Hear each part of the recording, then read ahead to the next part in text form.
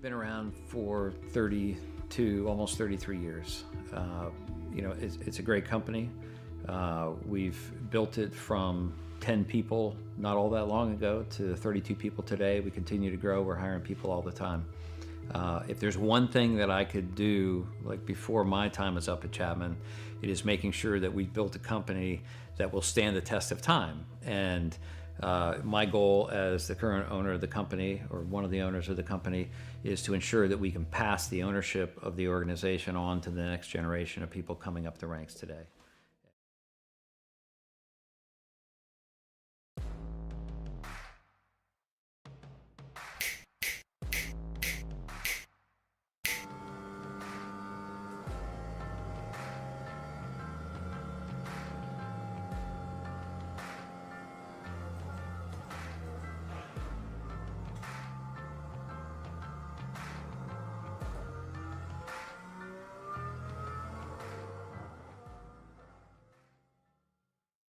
One area of our business where we impact the local communities pretty heavily is the school systems.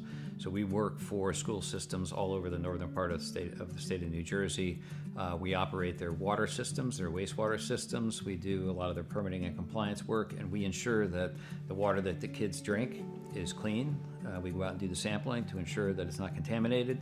And we also treat the wastewater that's being generated at a lot of these facilities as well before it gets discharged to the environment. So we are supporting the local community through supporting the boards of education and the local school systems. All About Bugs Tennessee Pest and Termite Control is all about family too. Our family-owned business has successfully been in operation in Sevierville and surrounding areas for almost a decade. Especially during these times, a pest-free home is necessary for a sustainable, disease-free home or business. Our services include residential, rental, commercial, hotel, motel, cabins, you name it. Free quotes and inspections for new customers, and most of our services are contract-free. Our All About Bugs Tennessee family is devoted to delivering the best possible pest control service with a friendly smile. Contact us at 865-453-5574 today. If it's bugging you, you should be bugging us.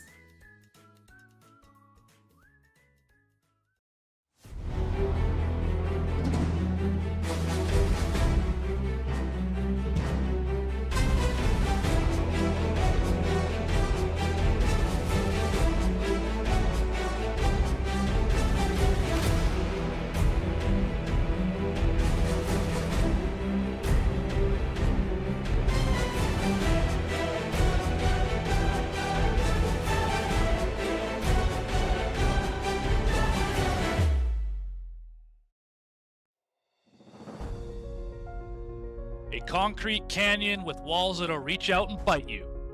They call it a monster, and Miles is hungry. Live from the Dover Motor Speedway, it's the Chapman Environmental Services Cup Series, presented by Racing Revolution. I'm your host and producer, Morgan Cook. Alongside me, our color commentator, Logan Thraukeld. We are live on V-Speed, as always, every Wednesday night. Join ourselves out here. We want to welcome you to the virtual Dover Motor Speedway for round 9. Ladies and gentlemen, start your engines. It is the EVITER Les TONNEAUX 200. And for those of you who do not speak French, much like myself and that awful pronunciation, that is the Avoid Barrels 200. Also could be translated to Avoid Rollovers 200. So watch yourself out here. It'll get you. Nevertheless, last week, drivers tried their best to get a hold of Talladega. Some did, including your winner, Grant Turner. Trevor Keith also able to grab his first podium of the season. Tay McDonald rounded the top 3. Tyler Harrison finished 4th. All drivers finished within a car length. If you haven't seen the finish yet, go back and watch it. Go back and watch the entire broadcast, in fact. Great stuff. Not right now, though. Wait till after this race, of course. But here's how it shook up the points this past week. Jeremy Burns, still your points leader, 233, well ahead of Tay McDonald. Caleb Gilbert not too far behind Tay. Erhardt and Kevin Orlando are your top 5. This is drop weeks included. Rob Rader got a couple wins. He is in 6th. The Candyman is 7th. Justice Murphy silently in 8th place. Carter Linz with that win up to 9th. And Harrison hanging around that top 10.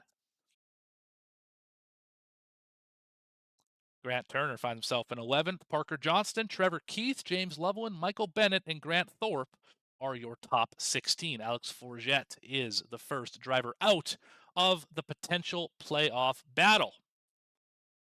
With all that being said, Logan, why don't you tell us a little bit about why this track is called a monster?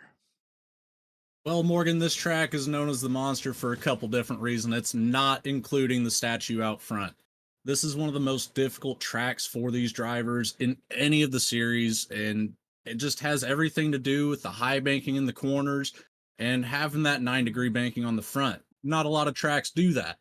So it's a very interesting transition from the corner to the straightaway and can pose a lot of problems. But we'll see how these guys can handle this tonight. Yeah, self-cleaning is a word used to describe this racetrack.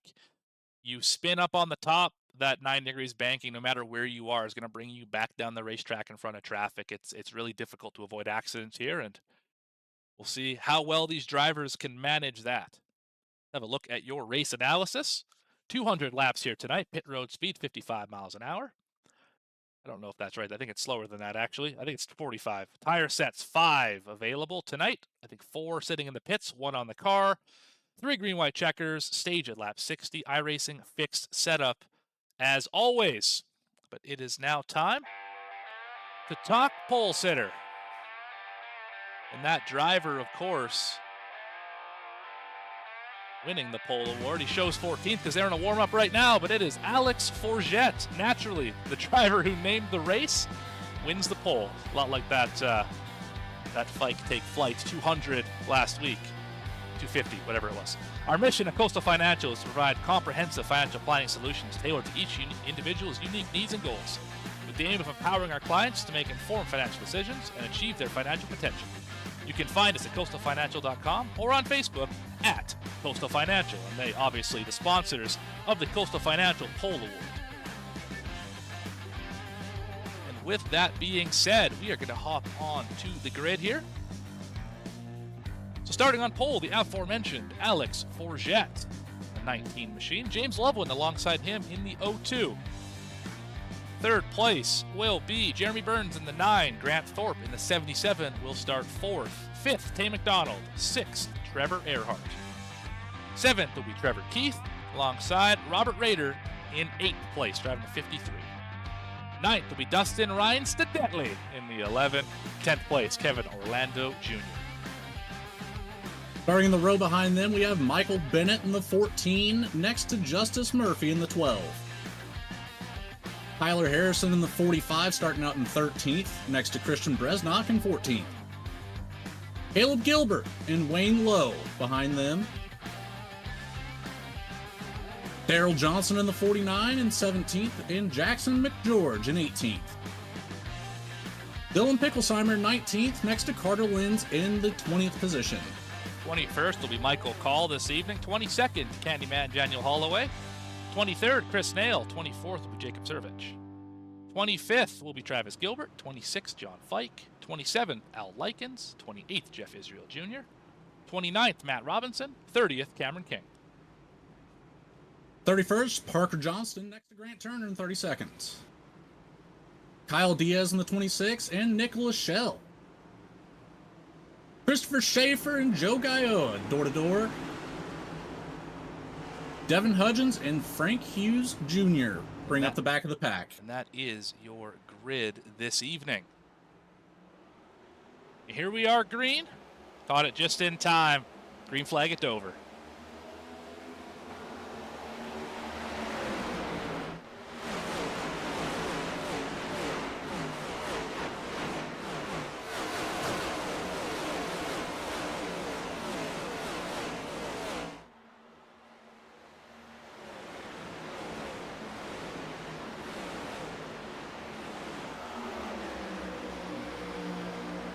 Alex Forget is going to lead that first lap up to about a quarter-second lead on Loveland.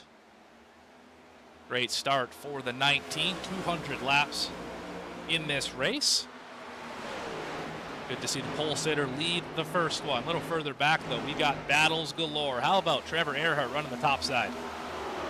On Raider, trying to make it work. Tay McDonald's got a new paint scheme this week. Look at that, 29. It looks sharp.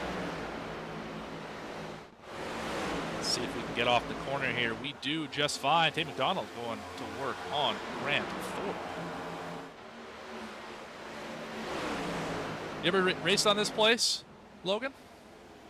You know, I think I got to race it a little bit a few weeks back, but didn't have much luck and had an early exit, and then followed up with Bristol right after that, which I didn't get to make that one. So, yes, but unfortunately not much. Yeah, they call this Dover, Bristol's older brother. Actually, they'd never called it that. I'm just making that up. But looks like we got an incident on the backstretch here. Cameron King is around, backed into the inside wall. Let's see if we can find out what happened to the 92.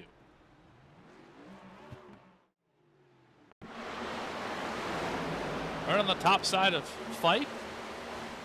And it looks like he got loose and just got into the outside wall. Oh, he didn't get the wall. Just kind of almost kept it clean. Yeah, spun down the racetrack, and obviously a couple other cars involved in that. I think the who was that? Maybe Hughes? I think it was the 61 who already had damage from the initial start. But let's go back and see if we can watch on board from this 61. You can see that car with the purple bumper running the top side, a little bit loose right there, trying to chase it. Just about, and that might have been actually avoided by all other drivers involved. But yeah, the 61 looks like drove into the back of somebody on the initial start. Really easy to do here. Cameron King. If that timing isn't perfect, it can stack up pretty quick. That is absolutely right, Logan. Tough start for Cameron King. He is currently in the 38th position and has no front bumper. That's not going to get fixed terribly easily for the driver of the 92. But Forget still leads for Loveland, Burns, McDonald, and Raider. Raider's already up 3 spots, and we've only had 6 laps. So that's pretty impressive. That's a good rate. Yeah, that's not too bad to gain that much ground already. Sure, he'll be happy with that if he can keep that pace all night.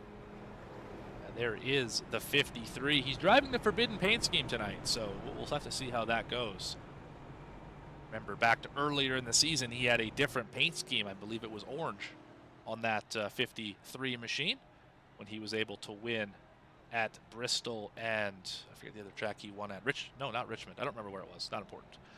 Yeah, he's driving the one he was racing at Richmond when he spun from the lead. 53 of Robert Raider. I said it on the broadcast. It has to be true. Well, I'm also noticing the same half black, half white car that we saw a week or two ago make its first appearance. I'm still wondering how that plays out if you go by them on one side and then come around on the other. Be kind of tricky. Crossovers ought to be fun on that 41 machine. Yeah, that's for sure. You get passed on the bottom, you cross them over, try and pass them on the bottom right back, and wait, is this the same guy? Where'd the third car come from? Yes, I completely understand that. Obviously, Trevor Erhardt in the 41. Down 1 spot from where he started in 6th.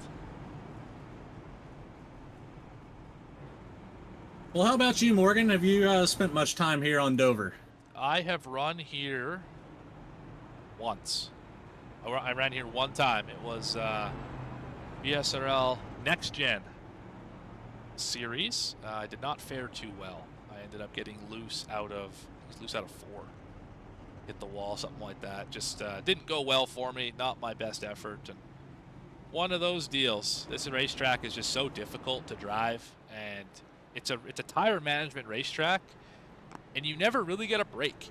You come out of the corner, you dive into the corner first off, you go down 30 feet, you just sink into the racetrack.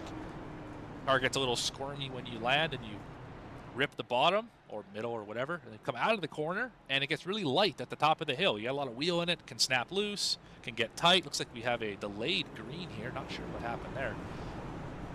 And it's just a difficult racetrack. You got these straightaways where you have to keep the wheel turned to not run down the racetrack. It's really hard on tires, hard to save them, and easy to make a mistake. Yeah, that was pretty well on par with my experience with it. I think I ran about 40 laps here, and yeah, once you start putting some heat in those tires, it doesn't want to hold how you think it would. Dover's just a completely different animal from any other racetrack I've been on, and it's fun, but not for long. Yeah, I will say that it's a lot better to drive than Bristol is, though.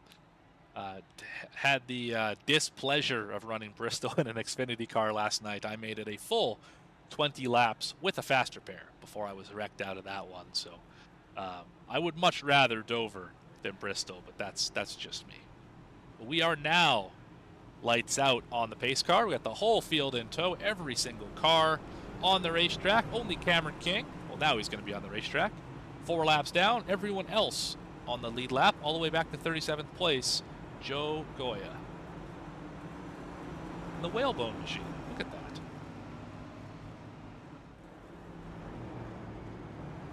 19 of Forget leads. He's going to take the outside this time. That is an interesting move. Really roll the outside with a lot of speed here, but can also get used up pretty good on the exit of 2. And Forget is no stranger to that, obviously. If we remember back to Bristol, he ended up getting sent into the turn 4 wall to ruin his race. Hopefully the same thing doesn't happen here tonight. The pace car is about to turn down pit road for what is one of the most difficult pit road entries in all of stock car racing.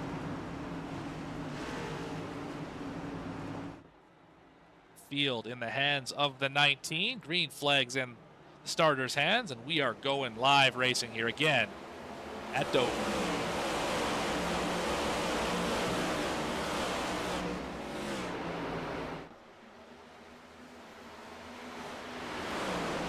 Two-wide battle here for the 5th position. Car's loose and bouncing off the wall down the backstretch.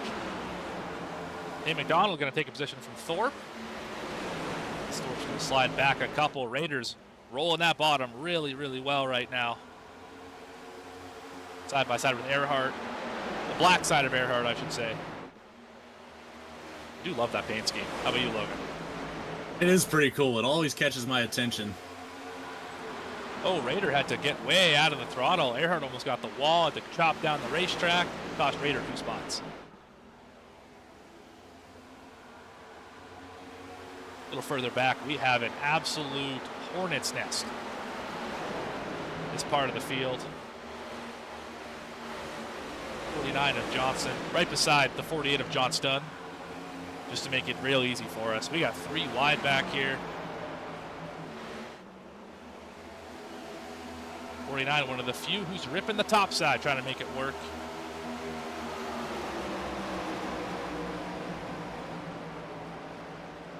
There's the 61. Obviously was nearly involved in the first incident. Got the damage fixed as well. Oh, we got somebody big time in the wall out there. Oh, that's Gilbert, it looks like. Travis Gilbert off the pace in the 22. It's like big damage, maybe.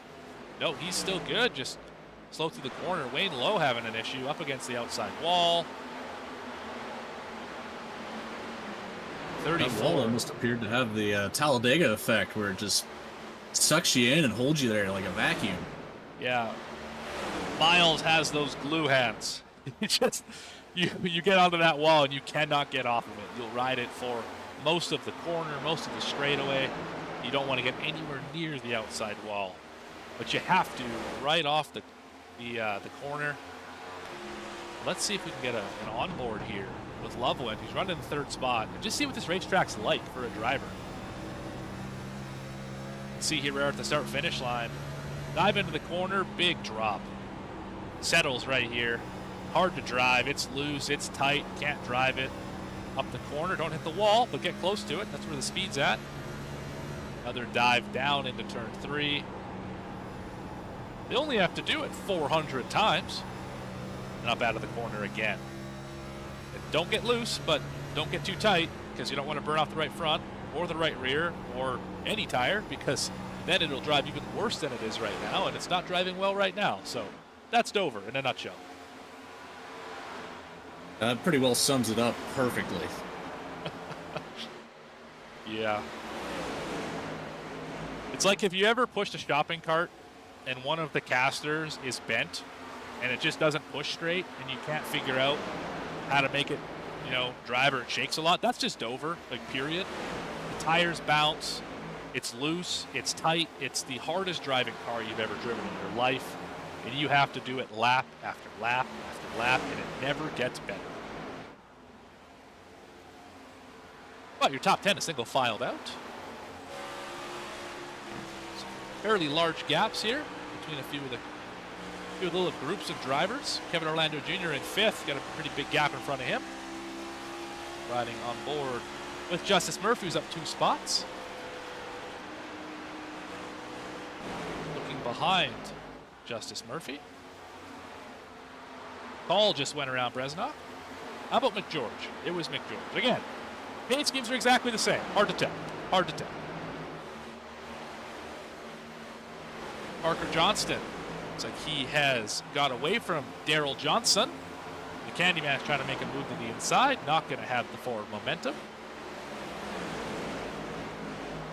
New scheme this week for Al Likens. He's got the Interstate Batteries colors. Sharp looking ride right there. Side by side with the Candyman. Good job not to squeeze him into the outside wall. It's going to do a little crossover here, bottom to top. Don't see that very often in Dover.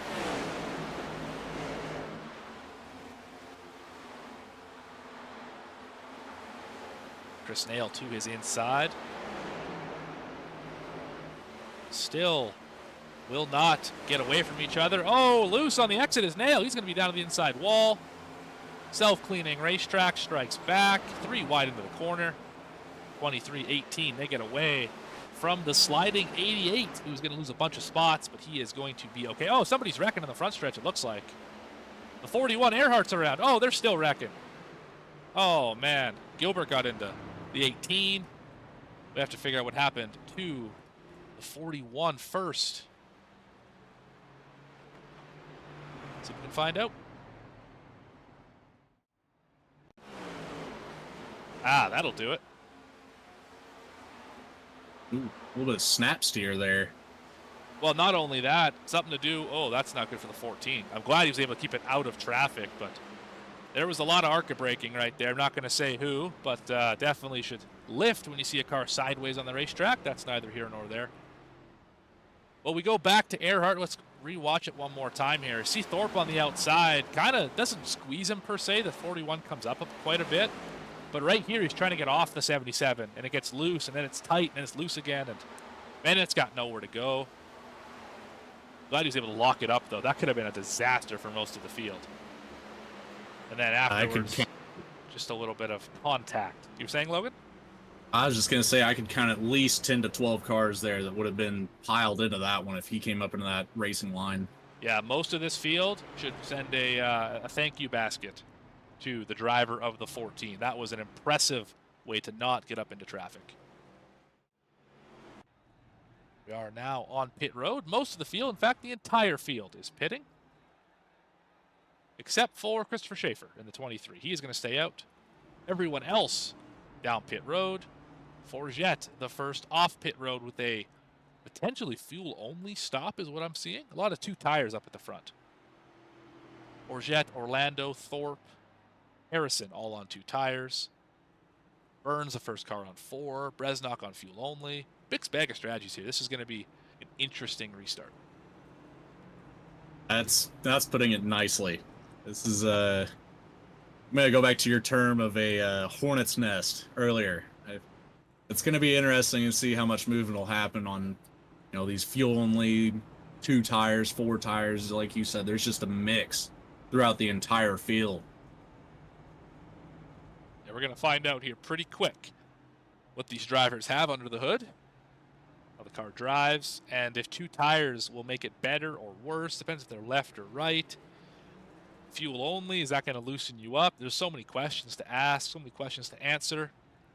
We are going to find out in about 3 laps when we go back green. A quick look through your field. We now have 3 drivers who are a lap down. Cameron King, who is still on pit road trying to get that damage repaired. There is that 92. He scored as the 93 on your ticker. The 18 caught up in that incident. Got some pretty heavy right front damage. Fender separated right there. And then Caleb Gilbert in the 54 also got some pretty heavy right front damage. Those 3 drivers are a lap down. 35th, last driver in the lead lap, is Wayne Lowe. Able to keep that 34 in the right direction. Giving some love to the 61 right there. That's interesting. Interesting. There he is, Wayne Lowe in the 34. What do you think, chat? Who you got love for tonight?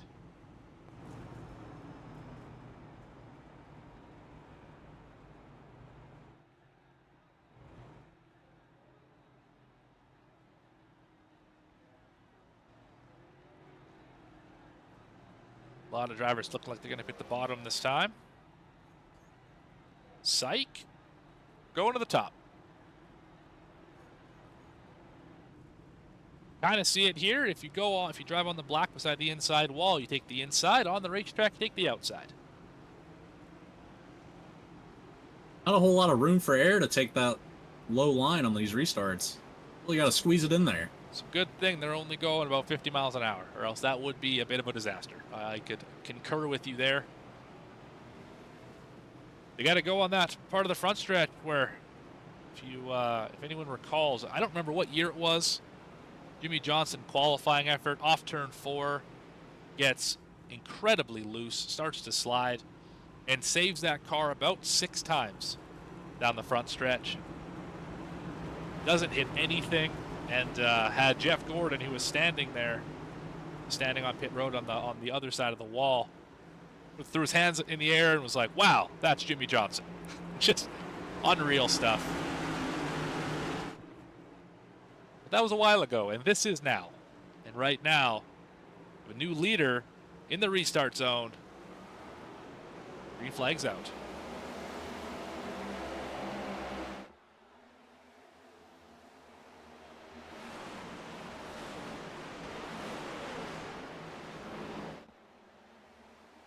Good start for most of this field. Oh, a little 3 wide back there, potentially. Resnock got a not great run off of turn number 2. Forget wants this lead back. He wants it back right now. Thought he was going to move the 23 there for a second. Orlando going to try and make that mistake cost him one. Side by side in turn 3. Out of 4. 19's got the run on the top side.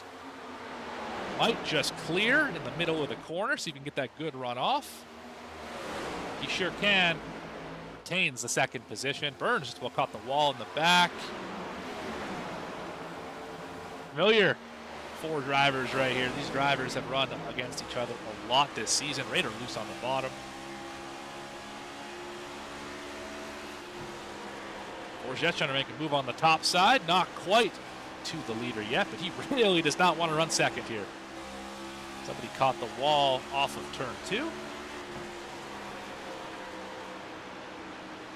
What do you see, Logan? Well, it's hectic out there. I see Forget back to 3rd, but staying on the door of Kevin Orlando Jr., so he's not going to let him get by easily. But he's definitely going to be a force to be reckoned with tonight. He had a huge lead before that last caution, and almost not even in the same frame with 2nd and 3rd place.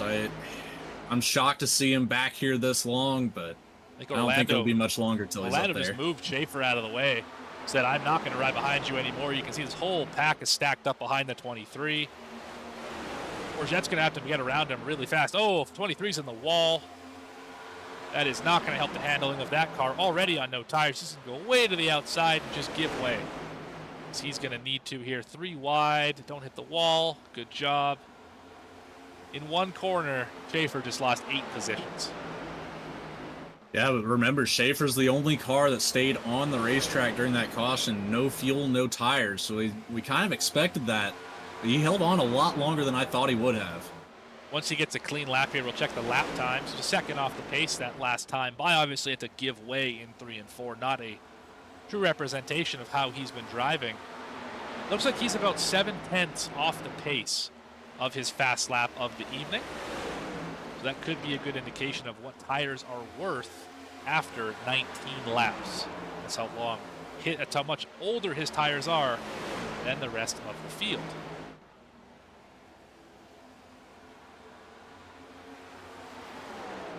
Starry, Kevin Orlando Jr. out front.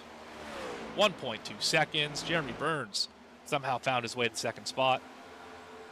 Forget's behind him. Forget just cannot seem to get a good run in this section of the race. He continues to lose spots trying to run the top side.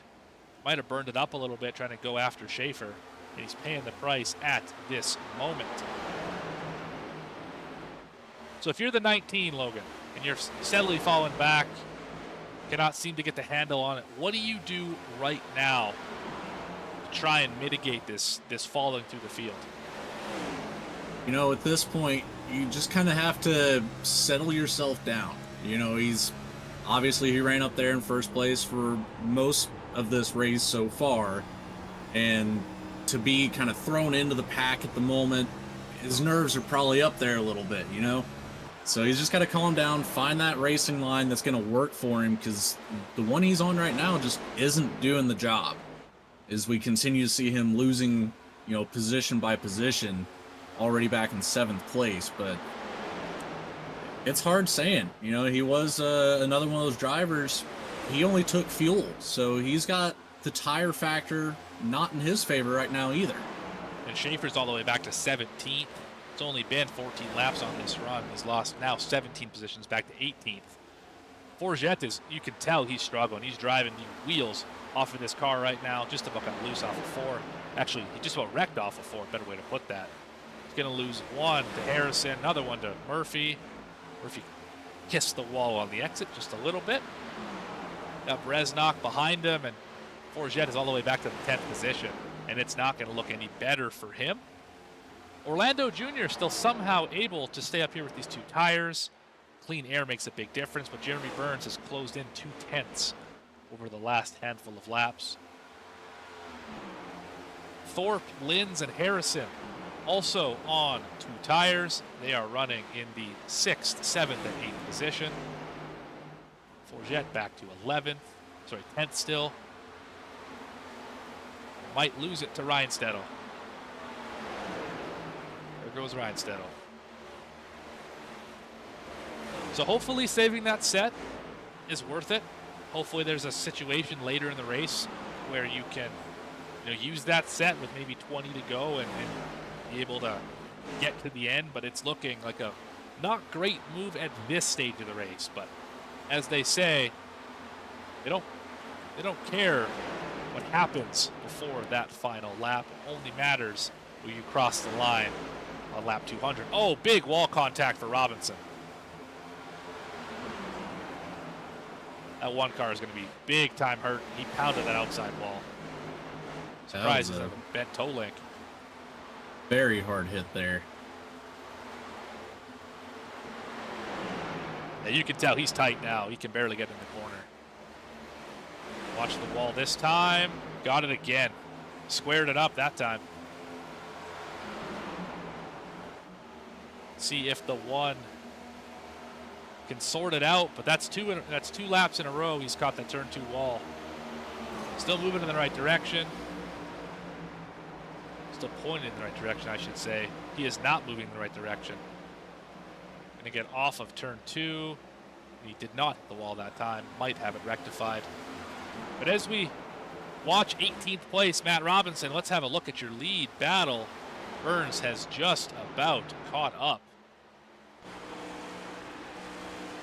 And Jeremy Burns really made up that gap difference in just a couple laps. I don't know. I never really felt like draft was a big factor for me at Dover, but You know, once you get past a certain skill level that I'm not quite at, might have just handled that exactly how he needed to get back on the back door of this 27. This is also, look at him just cross that line over, get the good run off. And, oh, big block down the front, or down the back stretch here. Wow, that is not going to make the mountain man very happy. See if he crosses him over again here. Orlando caught the apron. We got ourselves a battle for the lead. Burns to the inside, Orlando to the outside. Orlando's just going to give way and say, yep, you can have it. 4 tires beat 2 tires this time. Jeremy Burns to the point. So, 2 tires, I think we can safely say that can hang on for about 25 laps. Any longer than that, you are going to be in trouble, as those 4-tire cars are going to catch you fairly quickly. Absolutely, and now James Loveland and Robert Rader coming up behind the 27 and Kevin Orlando. So it's, I'm with you on that. About 25 laps is the limit on those 2 tires. You got to be careful not to move the guy here. Just about went 3 wide off the corner. Loveland almost saw the 27 cross his nose. And this is going to bring in the rest of the top 10, it seems like. Linz and McDonald, a little contact. Loveland's in the wall. Big hit for Loveland. What do? You can't go high, you can't go low. You just gotta figure out a way around them. And this racetrack is a groove and a half at best in iRacing, so we're gonna have to see if these drivers can find out a way to move around these slower cars. Big time moment for Tay McDonald off the corner. Caution's out. Looks like it's somebody back here. Is that Bresnock? It looks like it is Bresnock. See what happened to the 01. Big time right front damage on that car.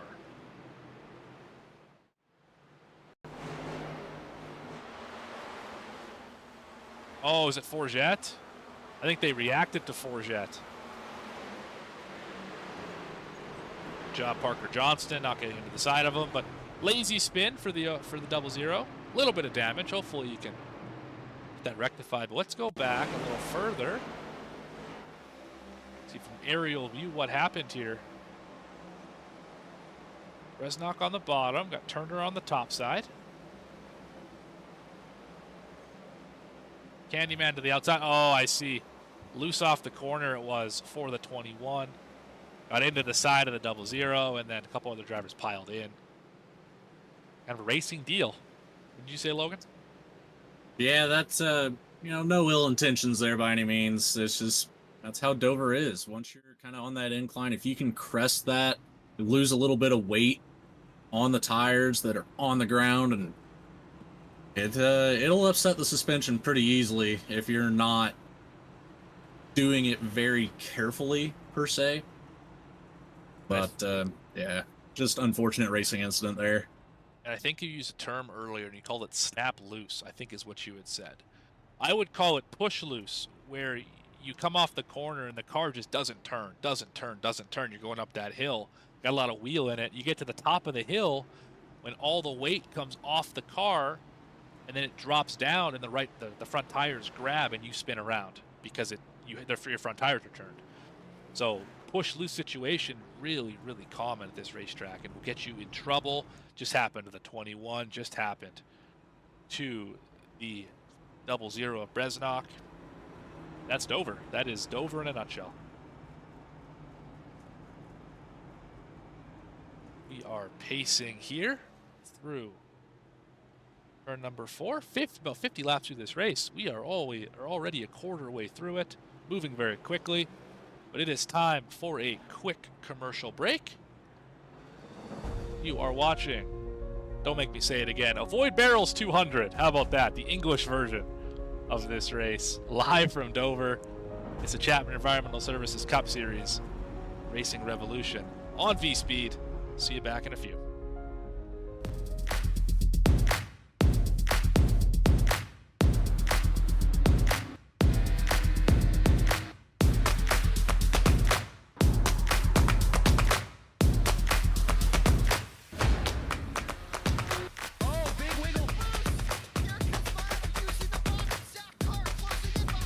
And here comes Milo. Big run out of 4. He's going to be there. Tristan Martin's there. Cannot count out to 37. Oh! The ball gets burned! Cabot, where did he come from? Here comes Zwack. A punch from the 33. It's a drag race. The Magic Man wins it Auto Club.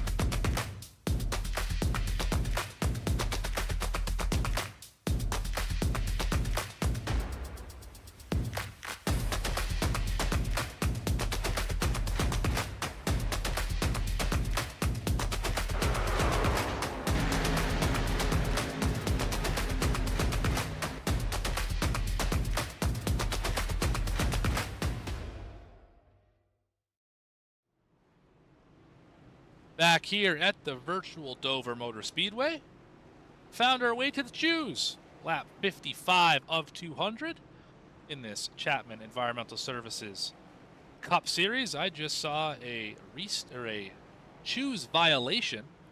So we can figure out who that is. That is going to be a big time penalty or somebody.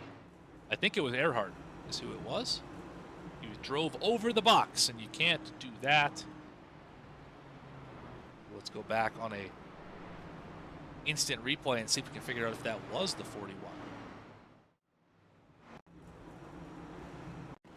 It absolutely was the 41. You saw it right there. We better look at it here. We'll get back to the live shot in just a second. You can see car with the 2 big E's on the front. Wants to go to the top, maybe wants to go to the bottom, drives over the box. That's a penalty. Cannot do that. But we're rolling through turns 3 and 4. Burns got the field in hand, and there we go. Oh, wiggle on the outside for the 27. His first and second clear. It's Burns and Raider. Where have we heard that before?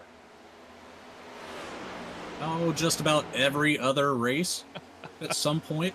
I think I called the series last week the Jeremy Burns Invitational. And he's sure showing it again this week, out here leading laps again. He's just got that knack. He's got that habit. In fact, his university set up a sim racing program with him in mind. If that doesn't tell you you're good at what you do. Oh, we got a spin back there. That's Grant Turner, last week's winner. Oh, he just got smashed. Oh, my goodness. Oh, that is devastating. Goya got him. That's a race ender for 2 cars right there. Yeah, those guys are done. Let's take those ones back to the junkyard. Dale Jr. might want to have those in his backyard. These are 2 cars that have seen better days. Let's go back and figure out what happened this incident. He's already got hit there. This is the lap before, but we'll see Turner get loose off of turn 2 on this coming lap here. There he is running the very top side. Right beside McGeorge. See here in the corner, just maybe a little free. A little help is what it was from McGeorge. Just about had it righted. And now he's just stopped, self-cleaning, everything's fine. Boom. Nailed by the 17. Thought he was clear, thought he was good. Let's watch it from on board Goya and see if we can see how hard this hit was.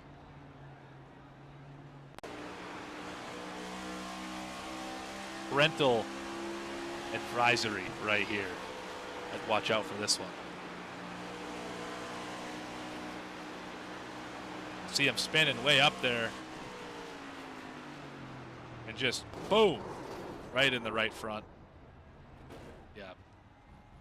Bad news for him. 58's involved as well. A little slow spin there for the 58, but yeah, big damage for the 17. Big damage for the 39 day enders for those 2.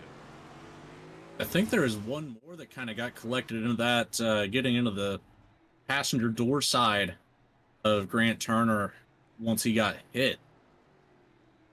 I don't know how much damage is going to be on that car. I'm not too sure who it was. I think it was Wayne Lowe. I'm going to say it was Wayne Lowe.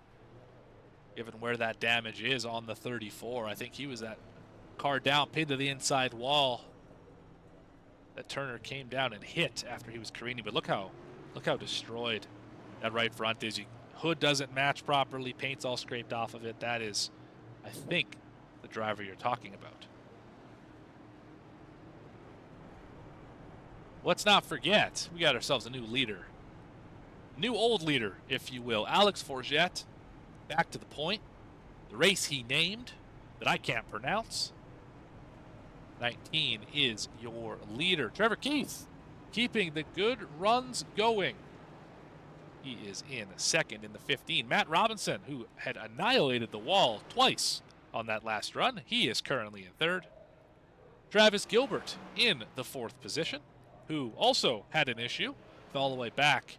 He started 25th, in fact. Impressive run so far for the 22. Daryl Johnson, he is back in 5th position. Chris Nail is 6th.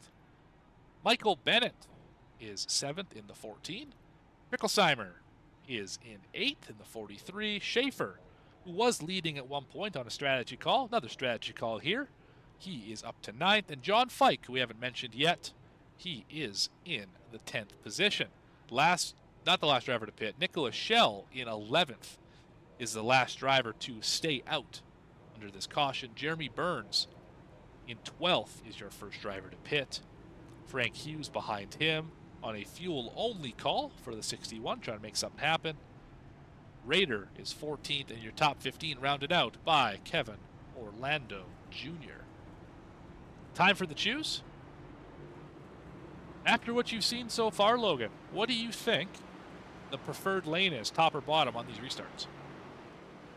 It's hard to say. You know, we've seen mixed results from both sides, but also completely different setups with 2 tires, no tires, 4 tires so far. So it's difficult. If I'm here in this position, I think I'm going to have to go with the inside line. It seems to be a little bit better for the most part, but it's really hard to say. Well, Alex Forget disagrees with you. He has clearly taken the outside lane. We're going to see what the 19 can do. I think if you control the restart, the top side is just fine. If you are the second place car, you do not want to be on the outside, because there is no way you're going to gas it up in time without spinning the tires over this hump that they're about to drive over. But into the restart zone. On the pedal. There goes the night. Oh, we got a spinner in front of the field. Trevor Keith's around. Oh, we got a parking lot on the front stretch. Fike is sideways. A lot of drivers being able to make their way through this, but that is bad news for the 15. I don't know if that left front's pointed the right direction or not. Looks like he might get away from this. Maybe with just some cosmetic damage, maybe not suspension damage. Let's go back and see what happened here on this restart.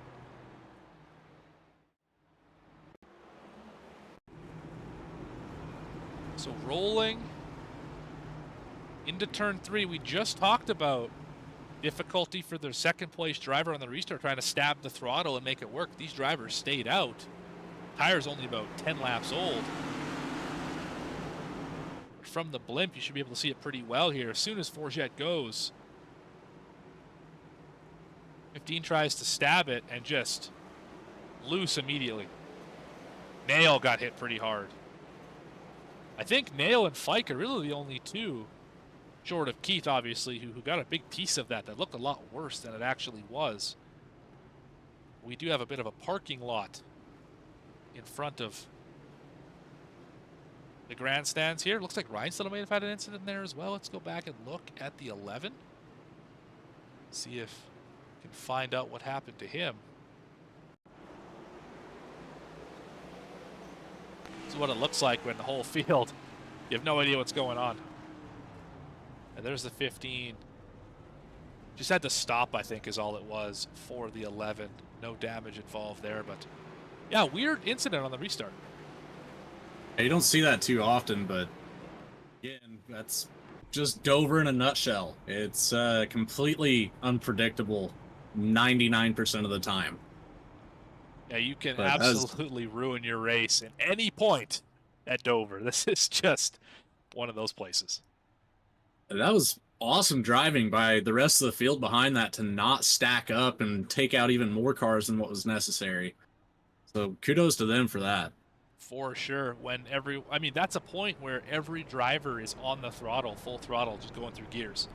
So to be able to go from full throttle to on the brakes, swerving left and right to not avoid it, or to avoid it, to not hit them, and not hit anyone else is really quite impressive. That only 3 drivers were actually involved in this incident. So congratulations to all these drivers, and 64 of the laps through this race. Ticker on the left side of the screen. Forget your leader still. Not sure what's going on with Gilbert running way down there if you're trying to save fuel or what the deal is, but that 22 is currently in the 3rd position, far right side of your screen. Let's have a look at the rest of the field. We talked about the top 15 quite a bit. Let's go back through more of the field. James Loveland is currently in the 15th spot. Tay McDonald, 16th in the 29. Carter Linz won a few weeks ago. He is 17th. Tyler Harrison was 4th last week by less than a car length. He is currently 18th. Justice Murphy, 19th position in the 12, who started 12th. Devin Hudgens, haven't really mentioned him yet today. He is in 20th after starting 37th. Kyle Diaz in the Domino's machine once again is 21st. Ryan Stedel, 22nd. McGeorge, 23rd or 4th, depending who you want to say. Michael Call in front of him. Parker Johnston with a T. He is 25th in the 48. Trevor Erhardt, also with a T. 2 of them, actually. He is 26th. Jeff Israel Jr. is 27th.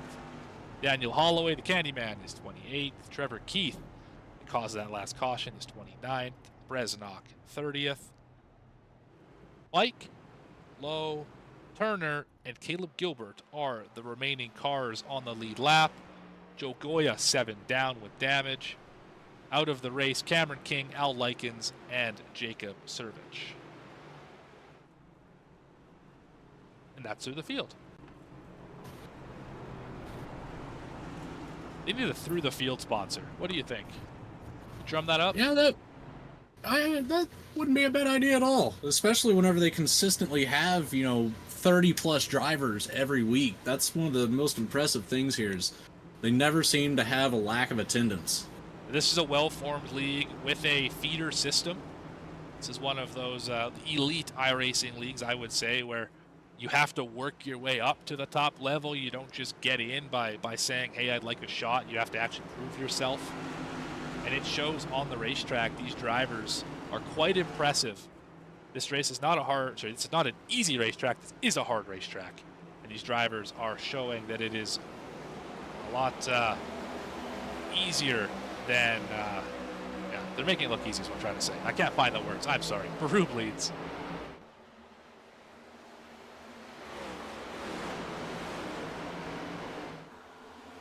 Big 3 wide back there. Sideways back there, too. I think the 98 was able to save that car. I saw him way loose off the corner. Yeah, maybe he didn't.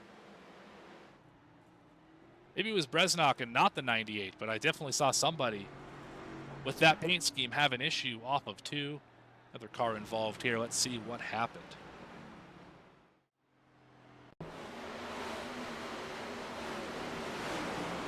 Oh, it was McGeorge that got loose. I did see that right.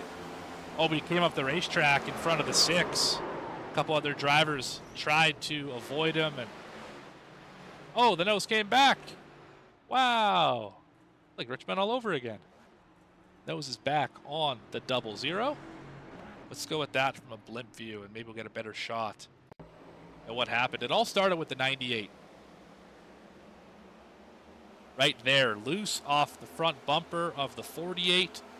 Stacks up the 6, makes the 21 react, 34 reacts, and they just turn the 00. And then 00 backs into the outside wall. 34 drives into the nose for good measure. That's going to be probably a day ender for Wayne Lowe, as it's not supposed to look like that, Logan. Yeah, I don't think the race car is going to have very good aerodynamics when the whole front end is missing. How about the right front tire pointed in the wrong direction? Left front as well. Oh, that thing is mangled. How is he I don't driving that know, straight? I don't know if you're too familiar with cars, Morgan, but when Doc Hudson said turn right to go left, this is not what he meant. And he's also, how is he going straight? I am baffled that both wheels are turned that direction. He's able to still drive it straight. That's the real winner here.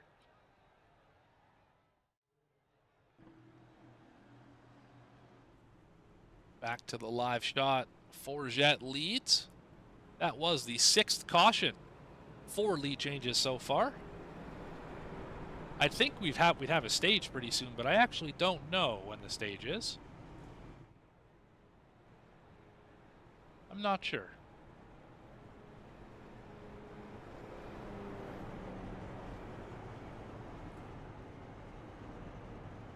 Just about to work lap 70 of 200.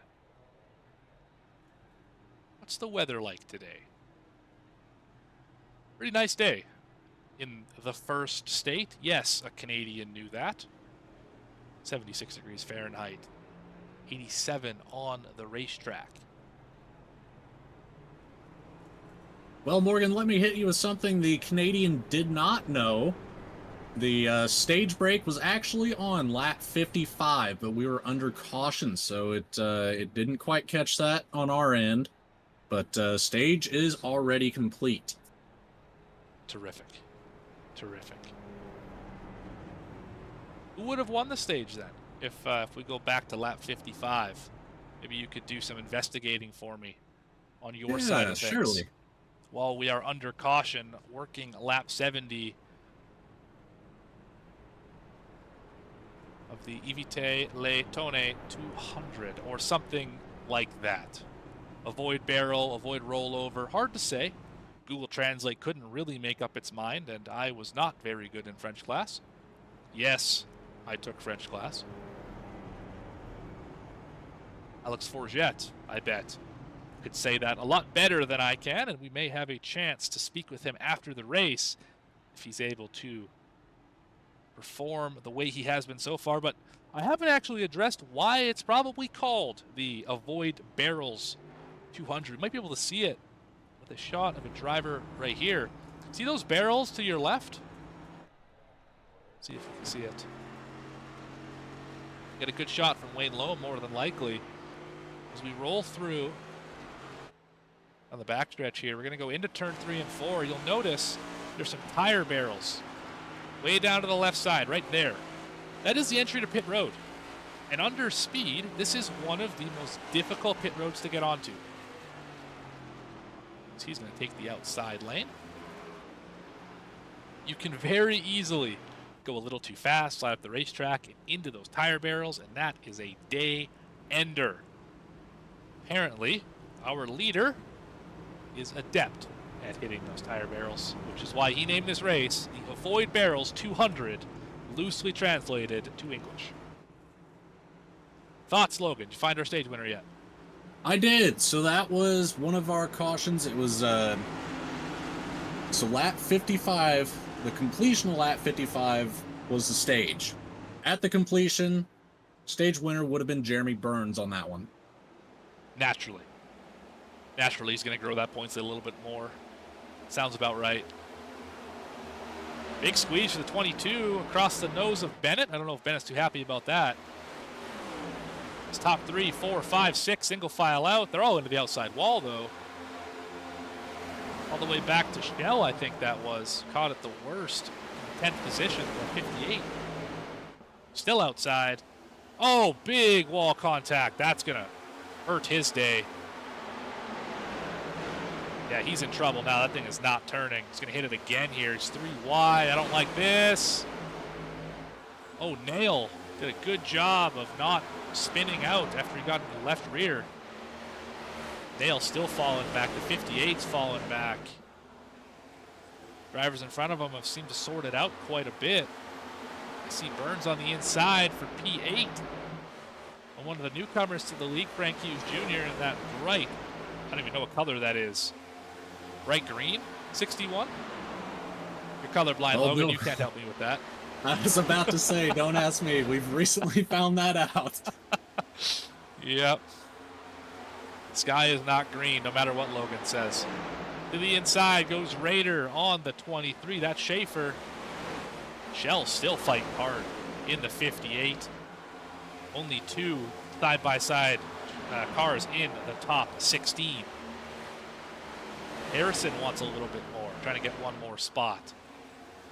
Might just get it off of turn number 4 into turn 1. And he just might clear him here. He is going to clear him. Linz to the inside of the 58. Keeps going backwards. Picklesheimer trying to get something done here. Hughes on the outside. Oh, lose. Oh, that was just about a big one. Picklesheimer touched the apron, got a little bit of a wiggle in there. And Hughes almost cleared him out, caught a huge break. Having that 61 behind him. 61 going forward. Just moved the 49, said thank you very much. I'm going to take the 5th position, 6th position. How about? I like what I see out of the 61. Yeah, Frank Hughes Jr. looking very strong right now. He's got the potential. He's got the speed to get up there to that top 5 and riding here in 6th place. Be interesting to see if he's going to try to make that move this early. Well, he's driving pretty hard so far, so I don't know why you would stop now. He did find a place where he can single file out and just kind of ride. So we'll see what that 61 ends up doing. Because we got a long run in store, it looks like. We're still battling 2 wide all over the place. Raider making a pass on Bennett. Is this 53? How about? He's rolling. Sometimes numbers are hard, ladies and gentlemen. There's a lot of them on the racetrack. About 34 of them on the racetrack. Ooh, Raider got tight, put Bennett in the wall.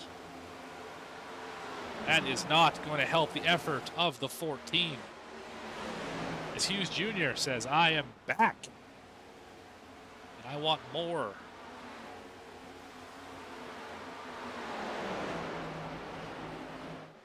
Driver's starting to work the middle line. A little bit of dynamic track coming into effect. The bottom was the fast way around early. Doesn't look like it is now. See drivers all running the middle groove. There's our leader, Alex Forget. Well, he is glued to the bottom of the racetrack. Half a lane up in the center to get that good diamond on the exit. And that is how you drive it. Let's ride along. Let's ride along and see how you drive this racetrack if you're the 19. This is from his right shoulder, right on the headrest. Catching up, though, looks like Grant Turner in front of him. A damaged 39.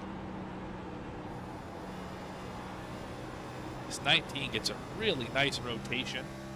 Center off. Allows him to make some good time through the corner.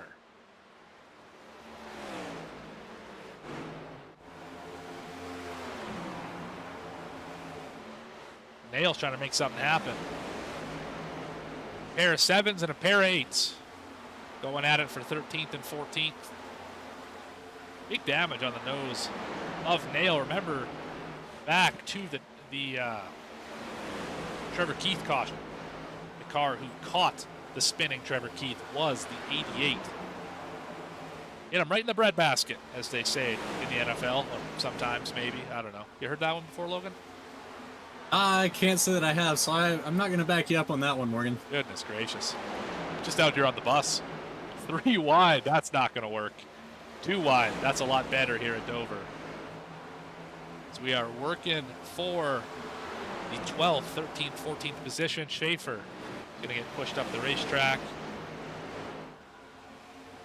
Oh, Turner's still up there.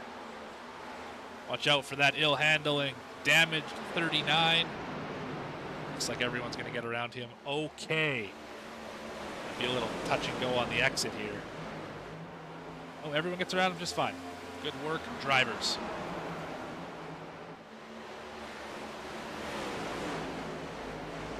Back, this is 20th position right here. We're on board, we're watching Kyle Diaz, among many others in this frame. Back in the 20th position, up 13 spots, is the 26. I wonder if he can get you a pizza in half an hour or less. I wonder. On a car that'll nearly do 200 mile an hour, I'd have a tough time saying that he couldn't. Well, I don't know how well 200 miles an hour handles in rush hour traffic, but I guess we're going to have to find out. Or maybe not. I don't know. That's hard to say. That's a NASCAR thing more than an us thing, I would say. If only iRacing had a free roam mode, wouldn't that be something? Really put a different dynamic to the game. It would be quite 3 interesting. wide off of 4. I don't like that at all. Oh, we're wrecking in the back. Around goes Israel. That was, I think, the longest green flag run of the race. Maybe not. That was only 19 laps. Something like that. 6 car is around. We'll go a lap down. Let's see what happened to the 6. Comes off the corner. A little bit of a low exit for the 6. And then McGeorge in the 98 just trying to get off the corner. Let's see if the blimp cam gives a little bit more information here. This, I think, is into. It's coming out of 2, I think. Yes, it is. You can see the 6 and the 98. 98 running kind of that high line, going to diamond it really, really far down here. And the 98 caught the apron a little bit too and shot up the racetrack. And it's interesting how every incident tonight, the 21's been in the frame, but he's barely been. I think he's been involved in maybe one of them. But I think I've seen that 21 car more than anyone else tonight. Just interesting how that works sometimes. Yeah, Dover's a funny track like that, Morgan. And Israel is stopped on the racing surface. Not sure what is going on with the 6. But Michael Call is the leader as most of the field is on pit road. In fact, everybody but Michael Call is on pit road. Forget getting 4 tires. He's going to lose a lot of spots here. A lot of 2-tire, fuel-only stuff here at lap 91. Which I've recently been taught is about 40 laps after the stage. So thank you, Logan. Not a problem, Morgan. Not a problem at all. you just love to prove me wrong, don't you? No, it's nothing like that. Yeah, I like to prove myself right sometimes. You're the Clint Boyer to my Kevin Harvick, I suppose, would be the way to look at that. Michael Call, your leader right now. We will take another quick commercial break. You are watching the Chapman Environmental Services Cup Series, presented by Racing Revolution, live on V-Speed. We'll be back right after this.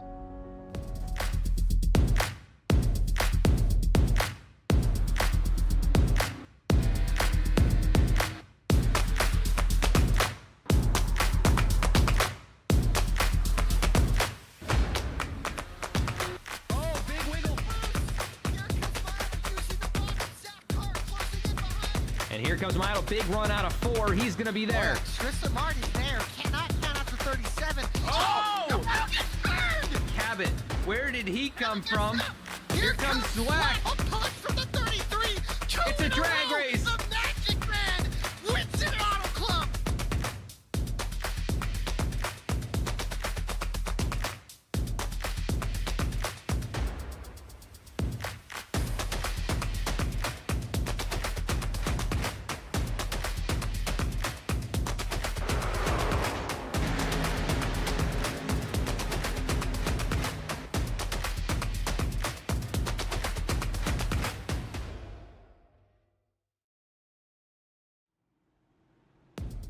Back here live at Dover. We're here for the choose once again. Michael Call is your leader, going to the top side this time.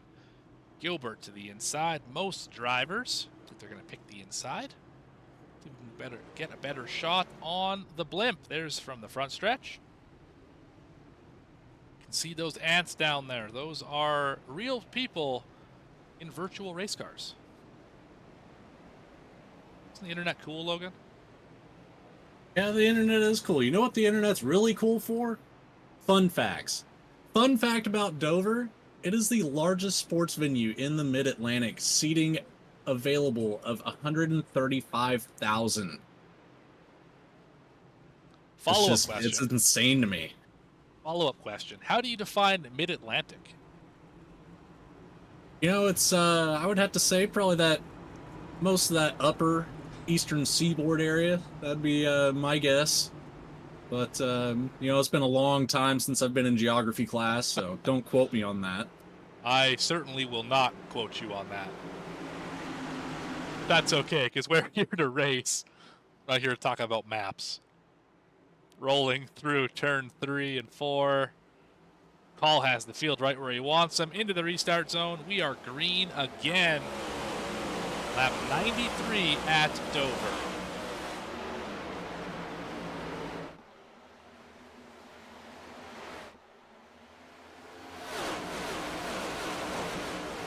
Those cars rocket off of... Oh, he's going to get turned from the lead. Wow, we came back right at the perfect time. Paul is still trying to save it into the outside wall. Well, that was spicy, to say the least. That's going to cost him what was a great run. Michael Paul all the way back into the 29th position. I think 30th now, maybe. In one straightaway, he lost an entire field's worth of positions. Wow. I'm just kind of speechless after that. He did a great job to try to recover it, and then just that infamous safer barrier with the vacuum effect. He just couldn't seem to get away from it there. Yeah, he got a little help from the 22, it looked like, into turn number 3. And then he slid for most of 3 and 4, saved it all the way down the front stretch, got caught the wall a little bit, and then all of a sudden finds himself back in the deep 20s. I would call that. Driver having a good run tonight, though. Oh, Loveland's in the fence quite a bit. Is the 14 of Michael Bennett. I'm not going to bring him up in the booth again because the last 2 times he's got locked out of his channel, so let's not worry about that. But this Slurp Soda's number 14 showing he's pretty darn good at taming the monster. Loveland working the inside in the O2 V-Speed machine, obviously near and dear to our hearts. Because, you know, V-Speed and all that. But speaking of V-Speed, if you haven't already, please like and subscribe. Helps us out a ton at the channel. And bonus, what's in it for you? You don't get to miss any racing action. You get to catch all of it. From the Overtake iRacing League, the original Rebels Racing League, QSR, Racing Revolution, SNR, Sunoco, the list goes on and on and on. There's a type of racing for you, I am sure of it. Check the channel out. You will not be disappointed.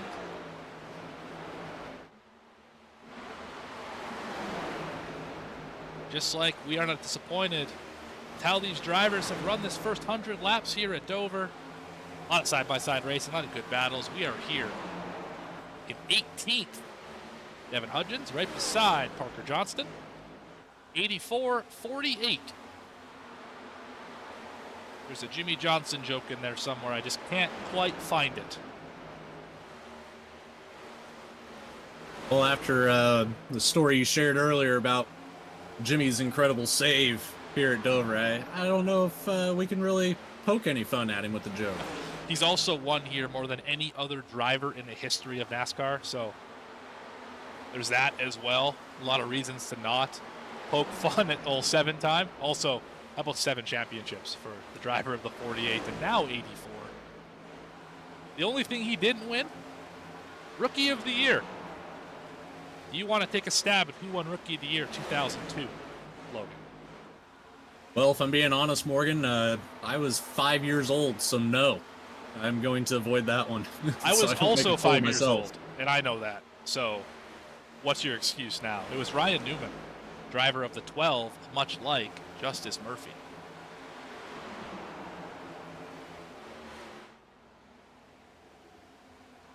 Anyway, I just saw somebody catch the fence again. I think that was Picklesheimer. Caught the wall off of 4. Forget's back to 11th. He's trying. Oh, he's gonna. Oh, that was. I thought he was gonna get turned. I was thinking Texas. I was thinking off the nose of Jeremy Burns. This time it was going to be Picklesheimer. Little net code there, and the 19 keeps it in the right direction. So does the 43. That was a close one. Bourget up to 10. Burns kind of running an alternate line, way up against the wall. Into the wall a little bit. Of course, now he goes to the bottom. Prove me wrong. Mountain Man currently finds himself in the 6th position.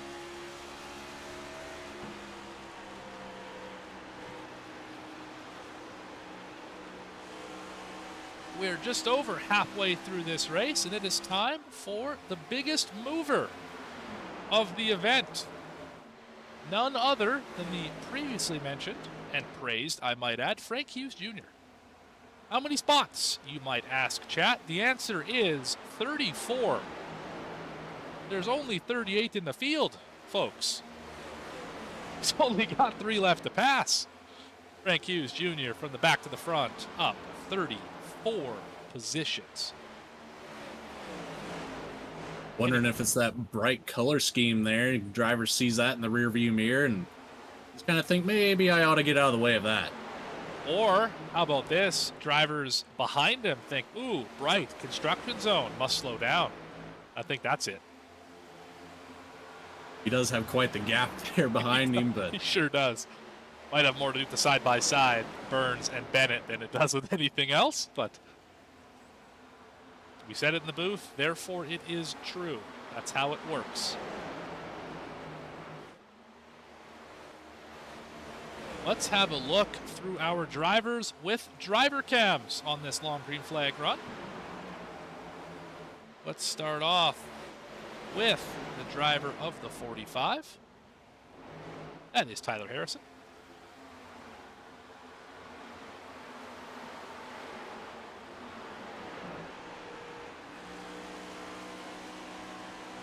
And there he is.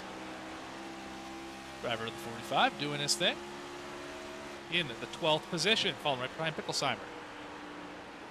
Trying to make some moves.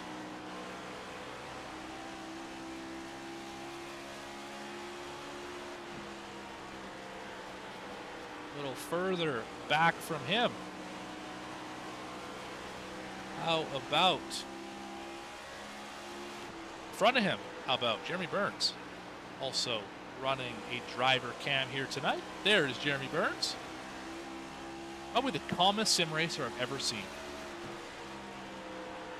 yeah, I'd have to agree with you on that. He's always pretty calm, cool, and collected. And I mean, he just lets the driving do the talking for him here, and no reason to get too upset about much going on, and just race your race.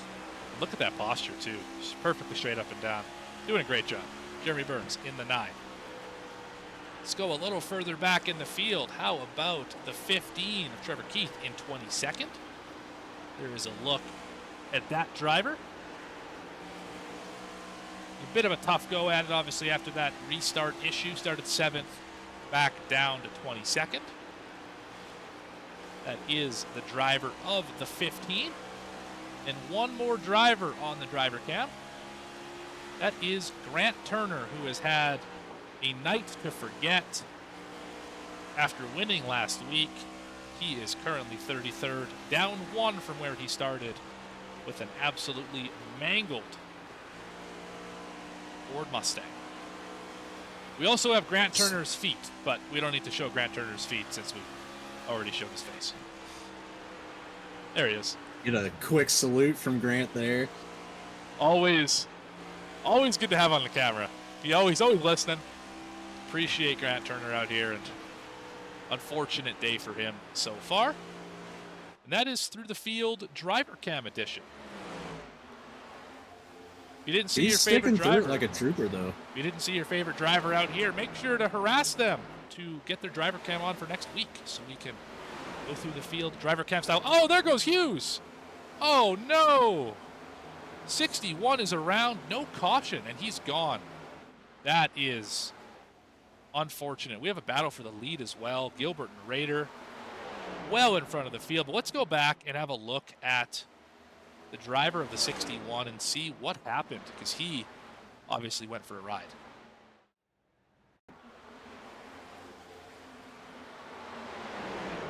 Running middle of the track out of 2. Robinson in front of him, Loveland behind him. And just kind of loose, it looks like. That might have been the lap before. So he just got loose on his own. Didn't see much there.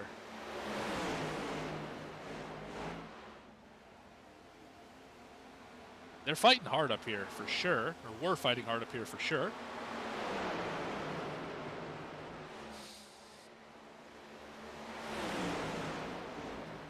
Oh, just a combination of the 19 behind him and the 02 in front of him, I think, just checked him up enough. 19 got in the back of him and spun him out. That's unfortunate for Hughes Jr. Back to the live shot. Raider got around Gilbert. See high above this Dover Speedway. Took the lead. Lap 118. 80 laps to go. Gilbert is in second. Forget moved up to third, and we might get to talk to him after all. Continues to drive like this. Loveland is in fourth. Michael Bennett back to fifth. Tay McDonald kind of appeared in sixth position. Tyler Harrison, the driver cam is working for him. He's up to seventh. Matt Robinson is eighth. Carter Linz in ninth. Jeremy Burns back to the 10th position.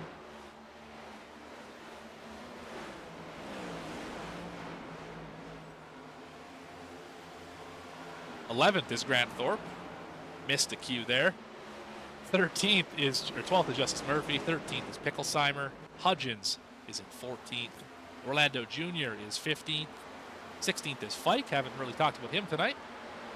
Ryan Stedel is in 17th. Erhardt is 18th. Diaz 19th. And Holloway, the Candyman, in 20th. Got your Hershey's and the Dominoes at the same time. That is a well-balanced meal, I would say. Forget pitting by chance? I would say he is. And no barrels. Carter Lynn's coming down pit road? No, he is not. I think this is going to start the green flag stops with about 80 laps to go. 75 if you round up. How about round down? Oh, broadcasting's hard. There's always a lot going on. I can't say I fault you, Morgan. I'll let you slide on that one. I thought you left. No laughs now, hey buddy? I'm gonna leave it at that. We'll move on. Tay McDonald coming to pit road this time. So is Jeff Israel Jr. Oh, the one missed pit road. He didn't hit the barrels, but he still missed pit road. Hudgens up to the 10th position. I feel like we got to have drivers coming in here pretty soon. Raider might make that hard left-hand turn. He will not. Further back in the field, a few drivers here. Not pitting here either. We've been out for 35 laps on this run. I don't know what the fuel mileage looks like. I would assume around 50, maybe even 60. So I don't think this gets you in the window, but I think it puts you in a tire window.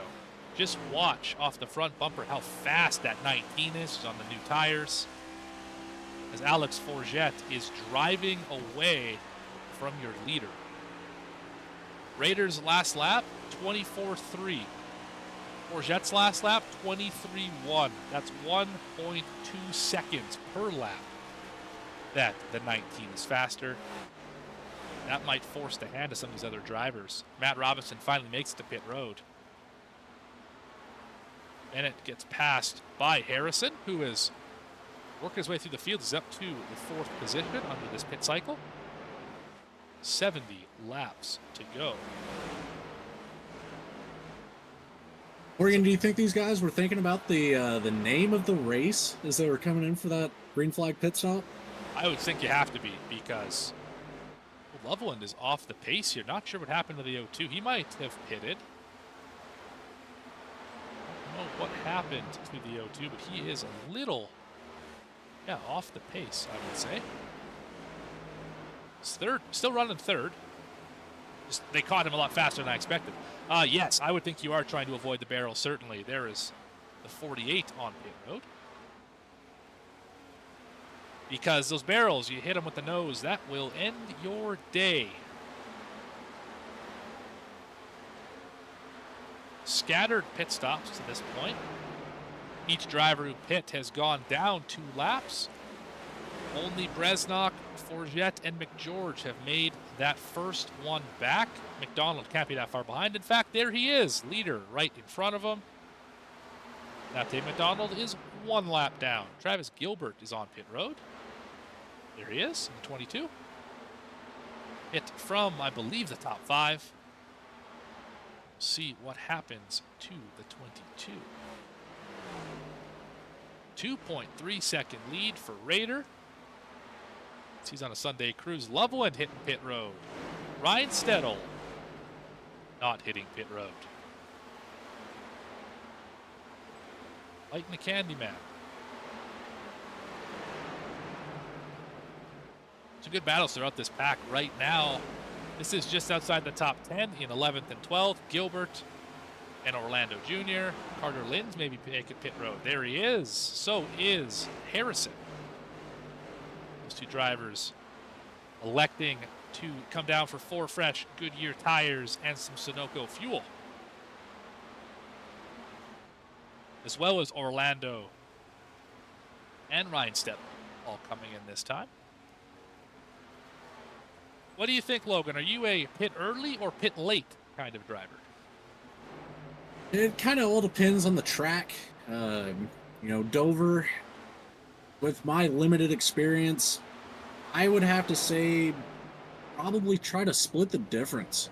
Honestly, we're seeing a decent stint being 30 to 40 laps where you're starting to need the tires. So, you might even 2-stop it if you can afford it. If you got the pit stops and the tires left. Bennett missed pit road. He didn't hit the barrels, but he did miss pit road entirely. That is going to hurt the 14. Probably going to cost him about 6 or 7 seconds. I always like pitting early on a racetrack like this, especially if I wasn't running terribly well. Like if I was back in that 15th area, I'd pit fairly early to kind of force my competitors to make a move. Because the worst thing you can do if somebody pits behind you and forces a strategy is to react right away. If you wait long enough, you'll cycle out better than they will on much fresher tires. You just have to be patient, and Raider is in pit road. This might force the hand of the rest of the leaders, though, to not fall too far behind this 53. Grant Thorpe will assume the lead off of turn number 2. Lead his first lap here he has led 1. Good for Grant Thorpe. Probably when Raider first hit pit road. I think this lap led number 2 for the 77. Trevor Erhardt, I believe, just hit pit road in the 41. He sure did. All the way. No, he did not. Oh, Forget 3 wide. He made that work. Oh, man. Oh, he didn't make it work. 21's wrecking. Oh, huge damage for the 1. That is going to destroy his car, destroy his day. Matt Robinson has just clawed his way back to a decent run, but yeah, that right front has seen many better days. That was a bold move there, but one of your favorite lines here, Morgan. Find a hole and get your way through it. Or if you can't find a hole, make a hole. That's it. Yeah, that is not something I've ever said before, but yes, if you can't find a hole, make a hole is something I have said before. 84 finds himself in 3rd place, running the really long strategy here. Devin Hudgens, and we got cars bobbing and weaving all over this racetrack. 84 is going to come down to pit road, just about wrecked on the apron there. But he will make it in safely. This will put, I think, 4 on the lead lap. Thorpe still your leader. There he is. Jeremy Burns just pitted. I think Thorpe's coming this time, running pretty low. Yes, he is. Don't hit the barrels. He didn't hit the barrels. Good for him. Schaefer still on the racetrack. He should assume the lead. Forget back on the lead lap. That is the first driver to pit. He finds himself a decent margin ahead of the rest of the field as Schaefer comes in. Oh, barrels! The barrels got him. He made it to his pit stall nonetheless. That might have been a speeding penalty as well. Thorpe getting a little help into his box. Forget going to take the lead right here. See if he can add to those 56 he's already led. Make it 57 as he is up by 4.1 on Tay McDonald. 6 over Gilbert in the 22. Schaefer still getting the service, then he falls through the field. Back to 14th. Thorpe is down to 10th. Holloway, he is just now hitting pit road. Just leaving pit road, how about? He is down to 29th, 2 laps down. He was caught up in that incident, obviously. A wreck on the backstretch really cost the 21 more than anyone else, as the 19 also involved is your leader right behind him to put him 3 down. Yeah, but at the same time, the 19 of Alex Forget, he's already 20 laps deep on those tires, so realistically, I don't think he's going to catch the 21 here. And on that same token, he has 13 cars in the lead lap. Means he's lapped from 14th on back. Picklesheimer right behind him. You see the 14 right here is looking forward at the 19. Picklesheimer, the first car, 1 lap down. Torrid pace that the 19 is setting. Yeah, he figured this track out early, and he's shown it. He's, what is he up to now? Probably 58 or 59 laps led, so really just have a look. putting on a show. 60 even with 55 laps to go. Tay McDonald is second in that black, white, and red 29 new look this week, and it is looking sharp in the second position. Gilbert finds himself in third in a wad of traffic right now. Rader a few cars back in the 4th position. There is Robert Rader. Tyler Harrison finds himself in 5th, just behind the 53. We might just want to watch this battle. In front of the 45, we have a hornet's nest. I see Fike, I see Keith, I see Israel bouncing horse 3 wide. Oh no! Can they clear into the corner? They sure can. Good work by Harrison, taking advantage of the 6 as he works on the 49 of Johnson. Mike still making work in front of him, running the top side, but that is your 5th place driver, Tyler Harrison. In 6th, Carter Linz not too far behind. Justice Murphy finds himself in 7th. Jeremy Burns up to 8th. Kevin Orlando Jr. is 9th. Chris Nail rounds out the top 10. Ryan Stedetley, 11th in the 11. My favorite nickname. Not even really a nickname, but it became one. Erhardt is 12th. Thorpe, 13th after leading a little bit ago. Picklesheimer, 14th. Now got his lap back. Diaz is 15th. Also got his lap back. Bennett is in 16th after missing pit road. Dell, 17th. Hudgens is 18th. Fike, 19th. And Trevor Keith rounds out your top 20. He is 1 lap down.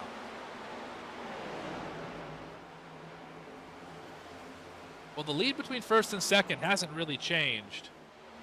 But the lead between 1st and 3rd has gotten significantly smaller, as Gilbert has cut down that lead by 1.5 seconds. Probably going to be one more pit stop. I'm excited to see how this race ends up. But Alex Forget, I believe, has led the most laps at this point with 66. And looks strong to this point.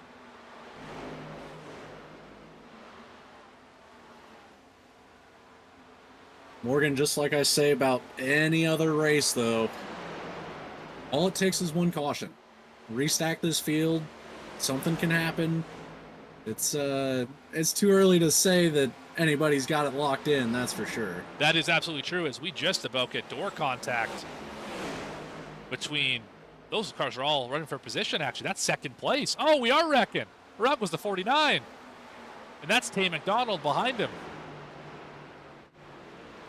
Tay McDonald crossed up with Johnson. That was for the second position, and that is going to completely flip this race on its ear. Let's go back and watch what just transpired.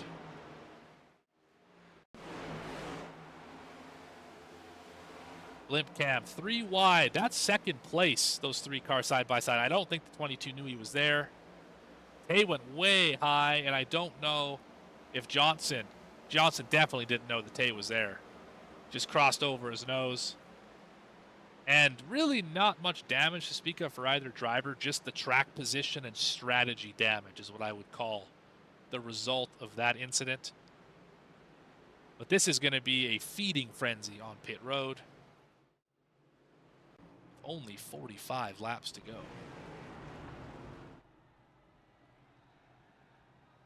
They're all takers. Almost all. Raider stays out.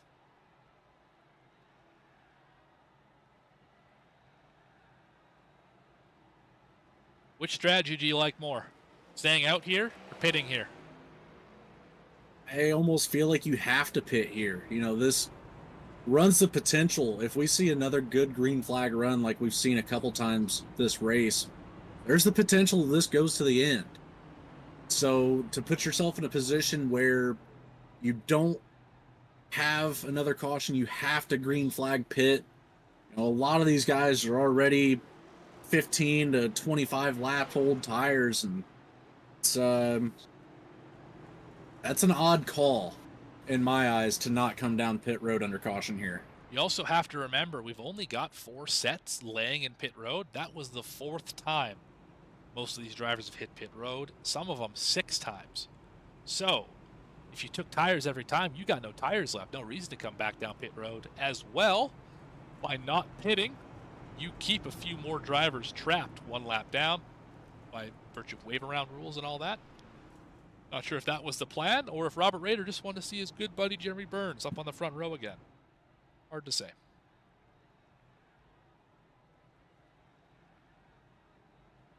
least I imagine they're good buddies. They drive up at the front together enough. I imagine they have a pretty good chemistry being teammates and all of that. But they are up 7 and 1 spots in this race respectively, to first and second, Raider and Burns.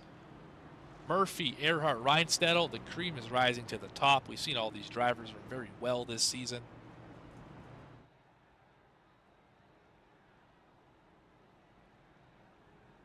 Only about 40 laps to go. We will take what is probably going to be our final commercial break of this race. You are watching the Chapman Environmental Services Cup Series presented by Racing Revolution, live on V-Speed. Back right after this.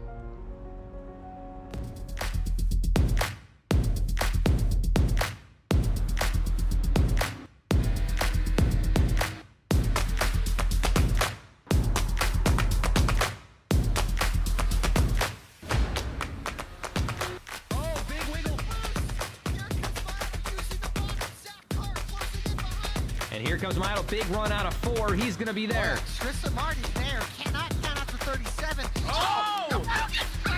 Cabot, where did he come from? Here comes Zwack. A punch from the 33. It's a drag race. The Magic Man wins it Auto Club.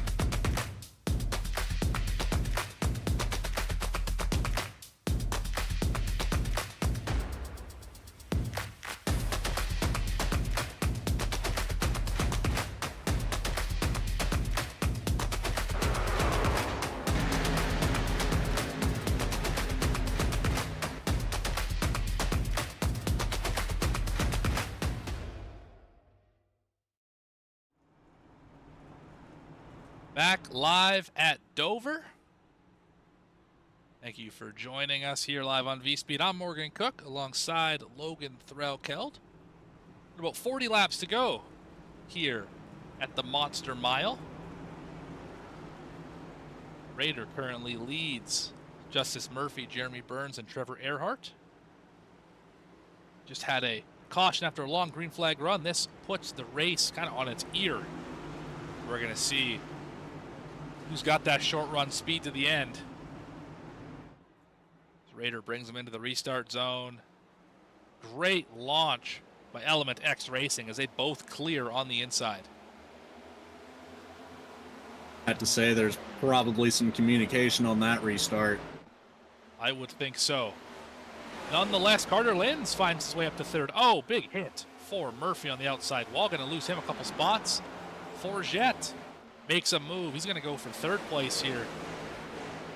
Is he going to get beside Carter Linz? He is, and Linz got loose. Oh, Forget's wrecking again. Another great run. Another sideways Alex Forget.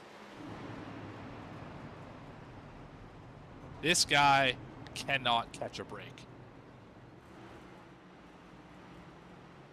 In a race, he's led the most laps. In a race, he was passing for the third position. He finds himself sideways again.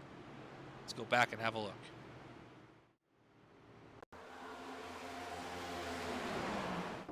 You can see it here. He's running the middle of 3 and 4. Right on the bottom there. Comes outside Linz. Linz gets loose, doors him, and then once he hits the 19 the first time, there's nothing Forget can do. It just sucks him into the wall and grinds down that right front pretty good. I don't know if that's going to hurt the handling of the 19, but what it does do is it takes away all the track position. He's back to the 19th position. On top of putting down excessive wear on those tires, you know, they're built to roll across the track, not scrape across it, so might see a little bit of handling issue just based off of that. Couple drivers coming down pit road here. Justice Murphy, Dustin Reinstettel elect to get service, possibly tires, possibly fuel. Hard to say.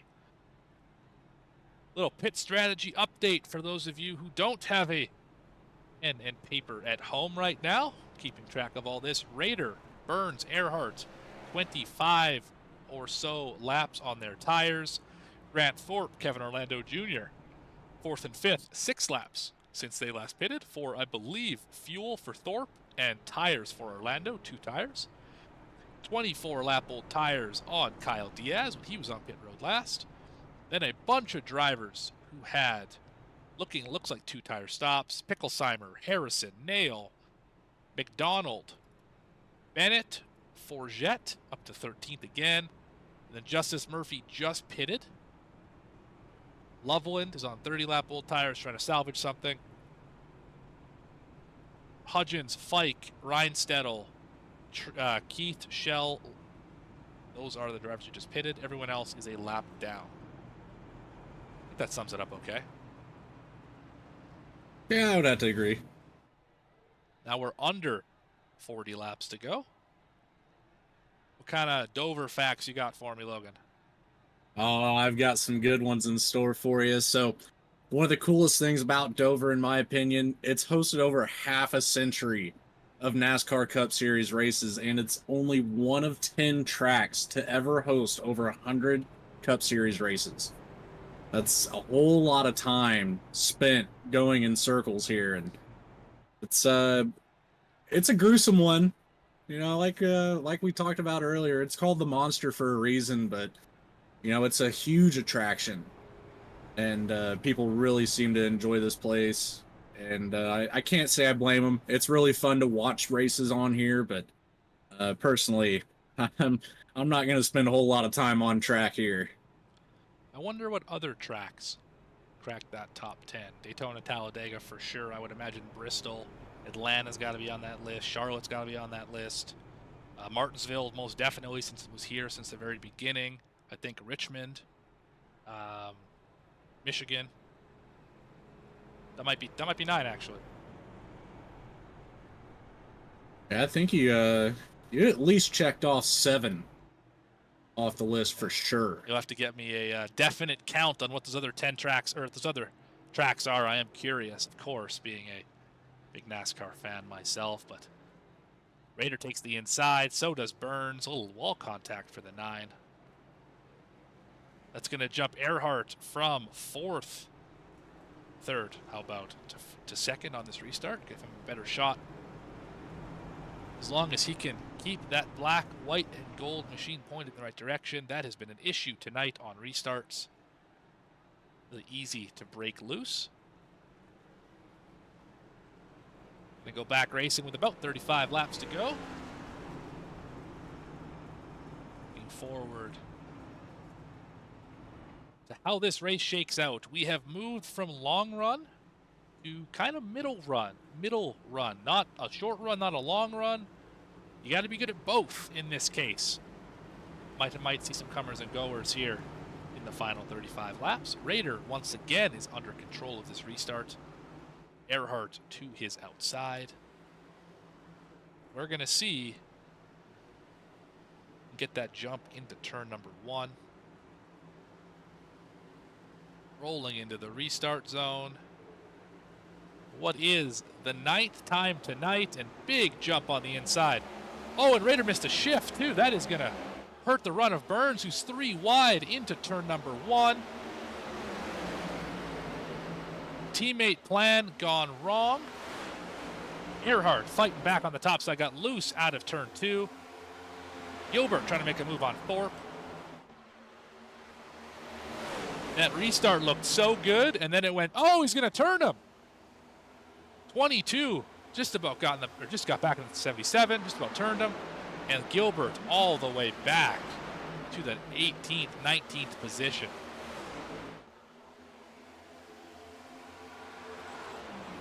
Raider gets away from Erhardt as he gets a bad run off of 2.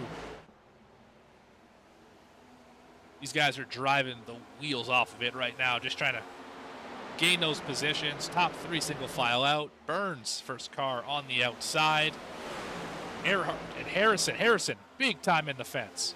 That is going to hurt the handling. I think that was Murphy in the 12 that just got a big inside wall contact.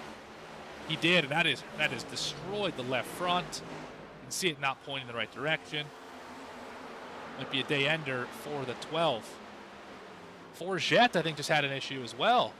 The 19 spinning through the grass. He was back up inside the top 10. Wow. So much happening.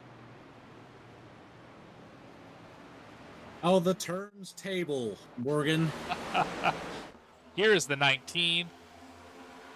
Yeah, there goes Murphy to the inside. You saw that a little farther back in the frame. Oh, Forget just got wicked tight. Big wiggle in the corner and hit the wall a little bit on the exit, but he's still full throttle into it and got turned by Erhardt. And then really good job. Keith got in the back of him, but really good job of not hitting anyone else, kind of saving that 19 machine, as he's going to have to go to the back again, work his way through the field again. I think Forget has passed more cars this season than anybody else. That's a statistic I might have to look into. See if I can find anything on that, because I think you're right. He's consistently, up there at least in the top 10, but always just seems to find himself in a situation where he falls back, but comes back. And it's just, I don't even know how to describe it. I imagine he is a fan of the yo-yo.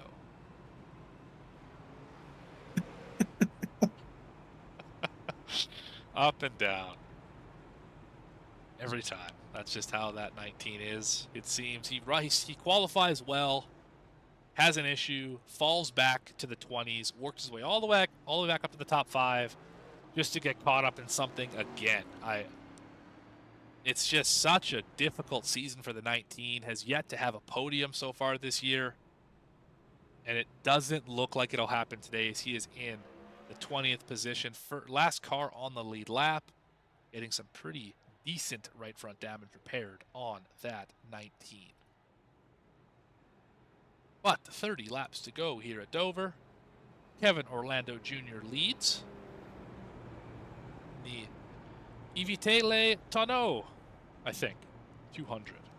Avoid barrels or avoid rollovers. I don't really know. Google couldn't help me there. Well, the good news is these guys have avoided the rollovers, but we saw the barrels claim 1. Right. That's not too bad, though. Yeah, that one driver was 20. He's actually not even in the race anymore, actually. Christopher Schaefer, 28 laps down, has retired the car. Other drivers out of this race: Parker Johnson in the 48, Frank Hughes Jr. in the 61, who had an awesome run at one point tonight, Wayne Lowe in the 34, Joe Goya, who got caught up with the spinning 39 of Grant Turner, Cameron King in the 93, who brought out the first caution, Al Likens had the interstate batteries, number 40 tonight. How about?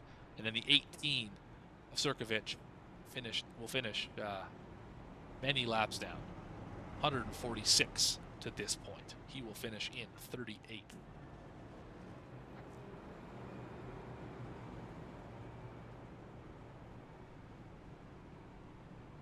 So, Dover facts, go. Well, at one point, Dover was nicknamed White Lightning instead of the Monster Mile, due to the color of the racing surface, not being asphalt, being concrete. It does have a tinge of kind of a light gray or white, as they would say. But other than that, you have the horse track there in the middle of the racetrack, also giving it the nickname of Dover Downs.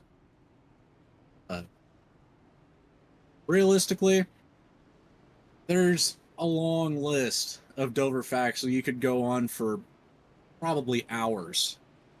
But we're here for racing, not fun facts. Interesting thing about Dover Downs, that was the actual track name for a while. It wasn't even a nickname. In the when this track was first built, in that early period in the 60s and 70s, it was called Dover Downs, based on, the horse track in the middle here.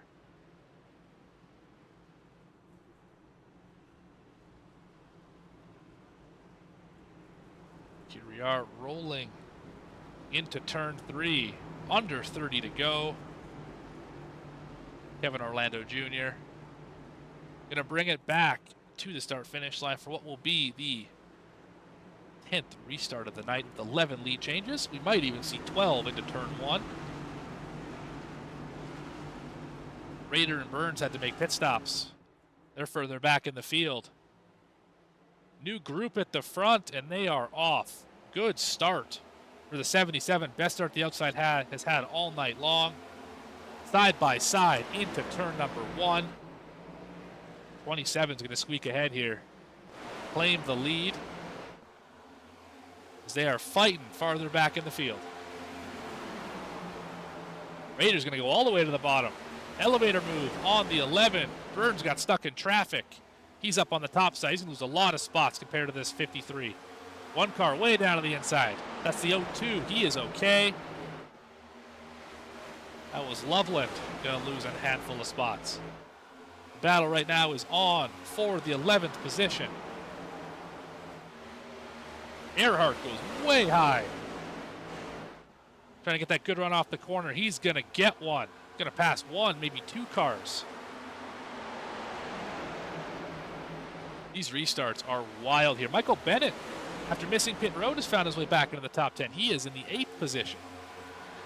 There is the 14, Slurp Soda's machine, right behind Trevor Keith. What a rebound for the 15, who that car is not having a good time. You can just tell by the way that it's crinkled on every corner.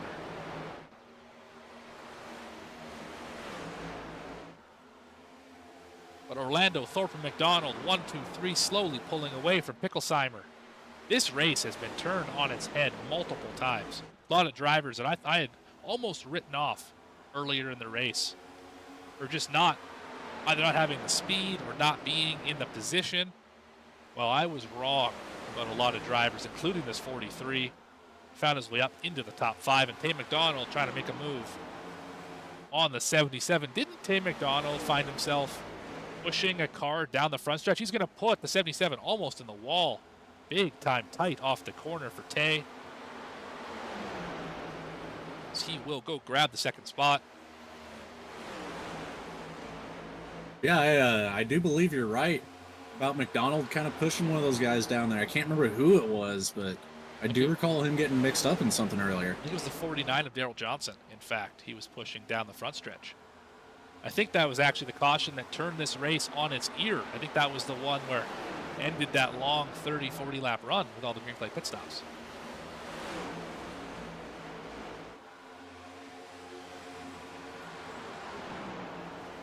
Issue for Picklesheimer. He's 3 wide. This is not going to end well. He just got split right there. So they're still trying to get around him. Trevor Keith's trying to find a way. Raider on new tires is up to the 4th position. Burns still has not cracked the top 10. As this is the battle for 7th. Picklesheimer, Nail, trying to get after it here. You can see Raider working on Thorpe right now. That is what 15 lap newer tires looks like. And there's only 20 to go, and Raider can see the leaders.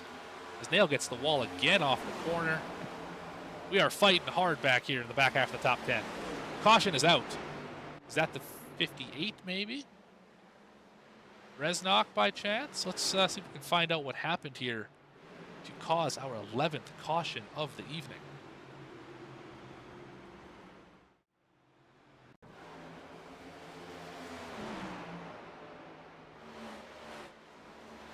Something back here maybe?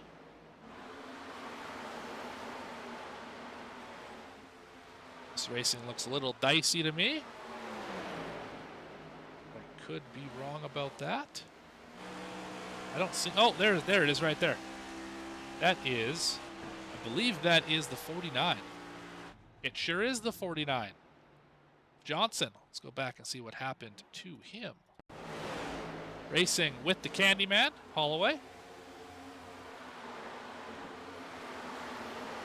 Rolling through turn number 1. Loose off the corner by chance? Yes, he was. Just free on his own, nose into the wall, and that is that. That was a big hit to the inside wall. I would almost have to say that's probably the end of the 49's race today. Yeah, I hope the wall's okay. I have a feeling it'll recover just fine. Classic dad comment right there. But no, that the left front on that 49 is mangled. You can see the fenders not just barely hanging on. Tires pointing the wrong direction. That's bad news for the 49. Hopefully he is all right. I'm sure he will be.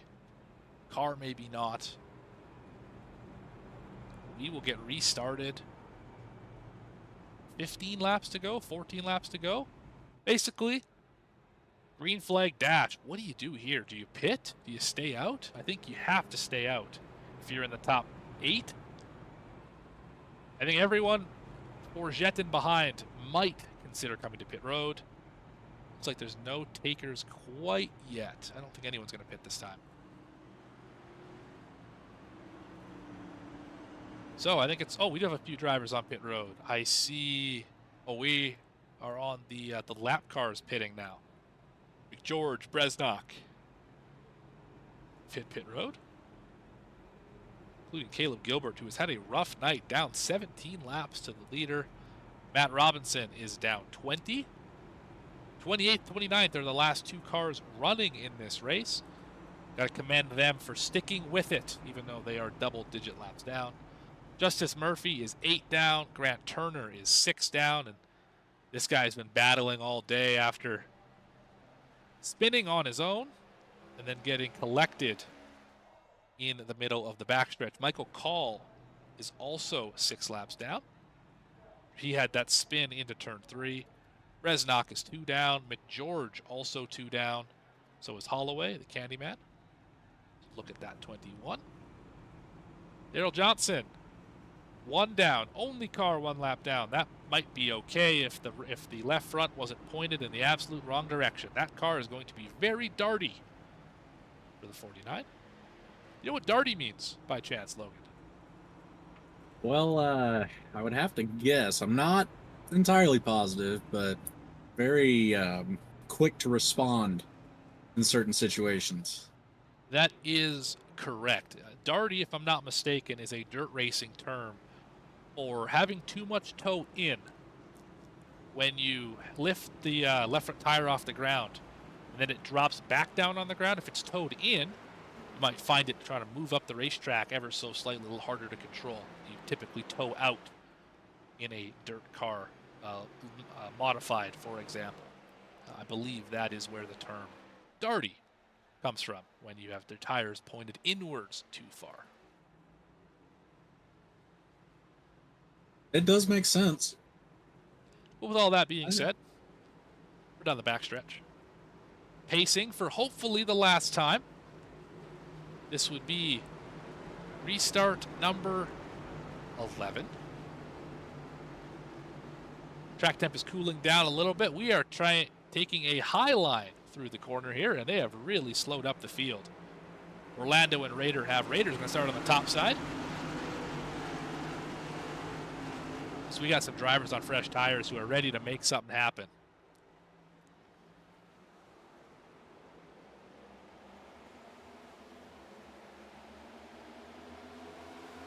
I don't think I've ever seen a restart where most of the field is on the outside wall on the front stretch. That's a new one to me. But Orlando leads. Raider is second. Go ahead, Logan. I would have to say I haven't seen that myself either. Leaders are dooring each other through 3 and 4. Going to get tight off the corner. Drag race. It's still going to be the 27. They are crossing up each other in the back. We got 4-way battle for the lead. Can't take our eyes off this one. They're still dooring each other. Harrison's in the fence. Erhardt's in the fence. Oh, 14's around. Big contact for the 14. He's still going. We go back to the front. Raider takes the lead over the 27. More cars in the wall. I think the tire advantage is just too strong on Raider for anyone else to make a challenge. Next car on fresher tires is Erhardt back in 7th. I think it's too little too late, because we got 12 laps to go, and there's a big wad of cars. 5 of them. Jeremy Burns is in it. Orgette is still around. Oh, I see Gilbert spinning. 22. How is there no caution for that? That car was all the way around. They're still battling. 11 to go. All 4 of them in the outside wall.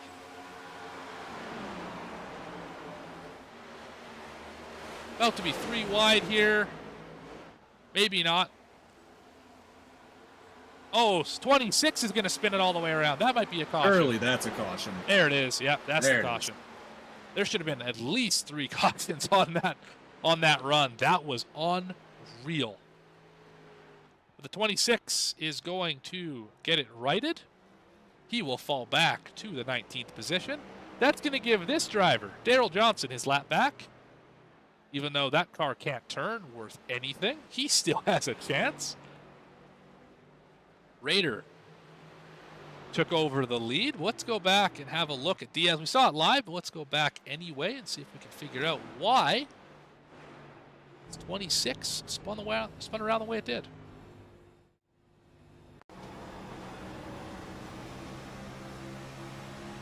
See, these guys are slicing and dicing all over this racetrack. 3 wide in front of them. And then you can just hear it's loose. Little contact there, and it just spins on him. Let's go from a higher up camera.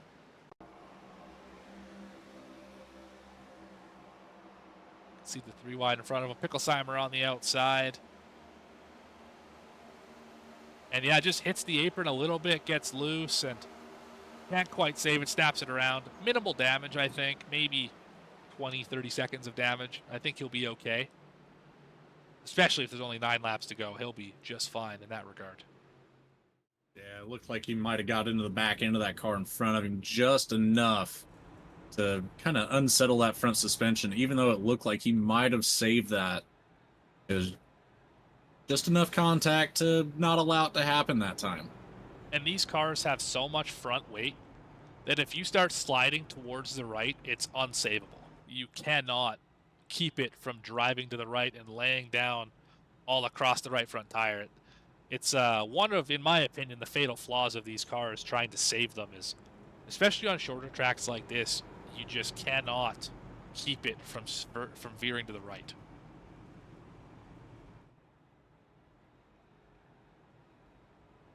Only a handful of laps to go here. When we go back racing, thinking 6 to go by chance. Might be hitting to choose this time. Find out where Robert Rader goes. Imagine the inside. This looks choose-esque. Not this time. Next time by, we will be hopefully setting up for our final restart.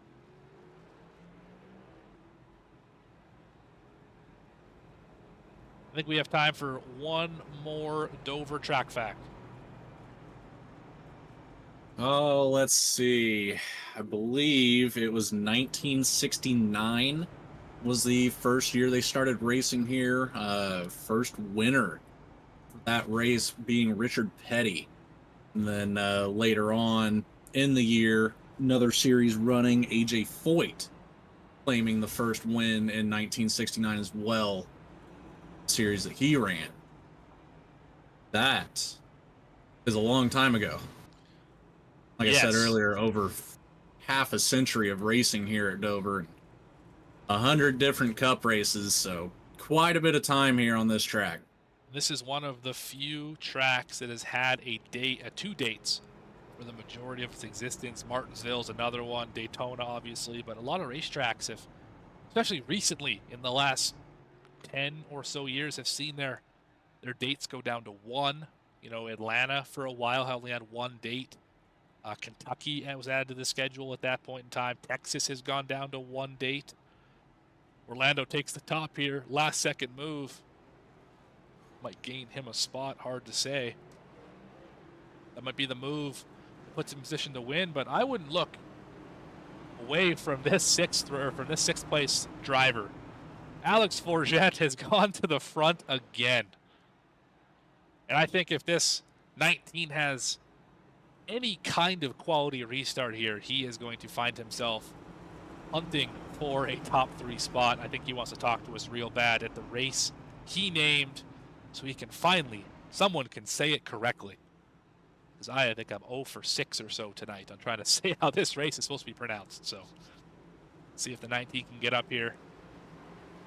Raider on the front row with Orlando Jr., Tay McDonald, Tyler Harrison, row 2. Erhardt and Forget in row 3. Nail Keith and Loveland Burns are your top 10. Starter has the green flag in his hand. Raiders approaching the restart zone. And we are green with 5 laps to go at Dover.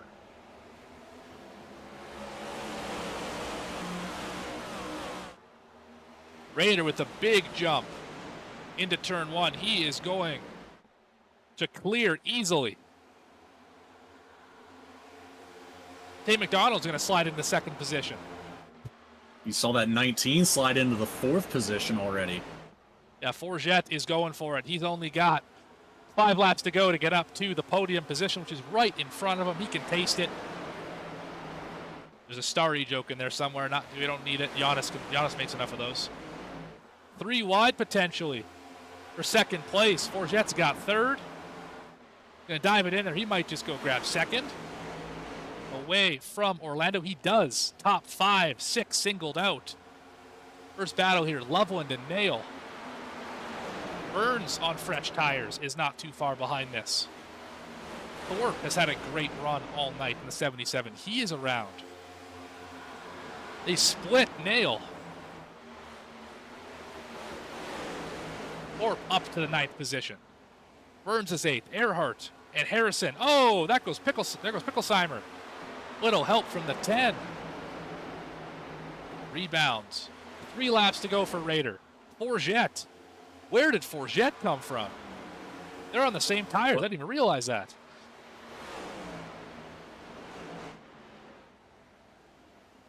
Two laps to go. The gap is 0.2 of a second, and it's getting smaller. I just heard a crash, I think. car in the wall, Orlando Jr. Oh, wrecking car, Orlando Jr. again. Spinning, cautions, out. It's gotta be. There it is. Green, white, checker. Wow. I did not see that coming. Overtime number 1. Let's go back and watch what just unfolded. I saw that bright green car up in the outside wall, and I might have got some help here. There's Tay McDonald. Looks like he does block to the bottom. And then he got sent a little harder. Couldn't quite save it. Reinsettle gets into him. And then it's right here. He comes down the racetrack and catches McGeorge, who's getting spun by Turner. Don't know what happened to the 22. He just kind of lost it into the outside wall, trying to avoid it. Maybe right on board with the 22. Let's see if we can find out what happened.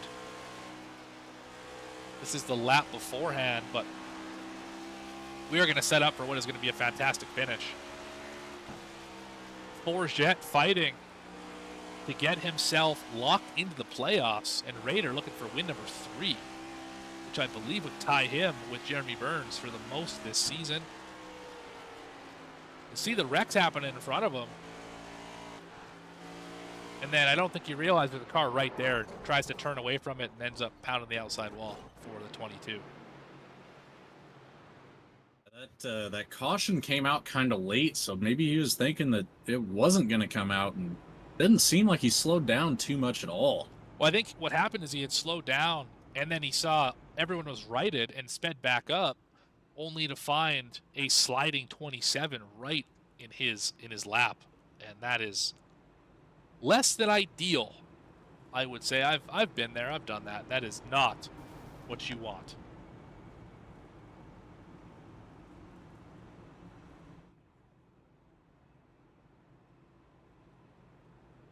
Three laps to go. Green, white checker number 1, as Logan said. Raiders going to lead him to the green. Forget on the same tires. Tay McDonald on the oldest tires in the top 5, 45 laps old.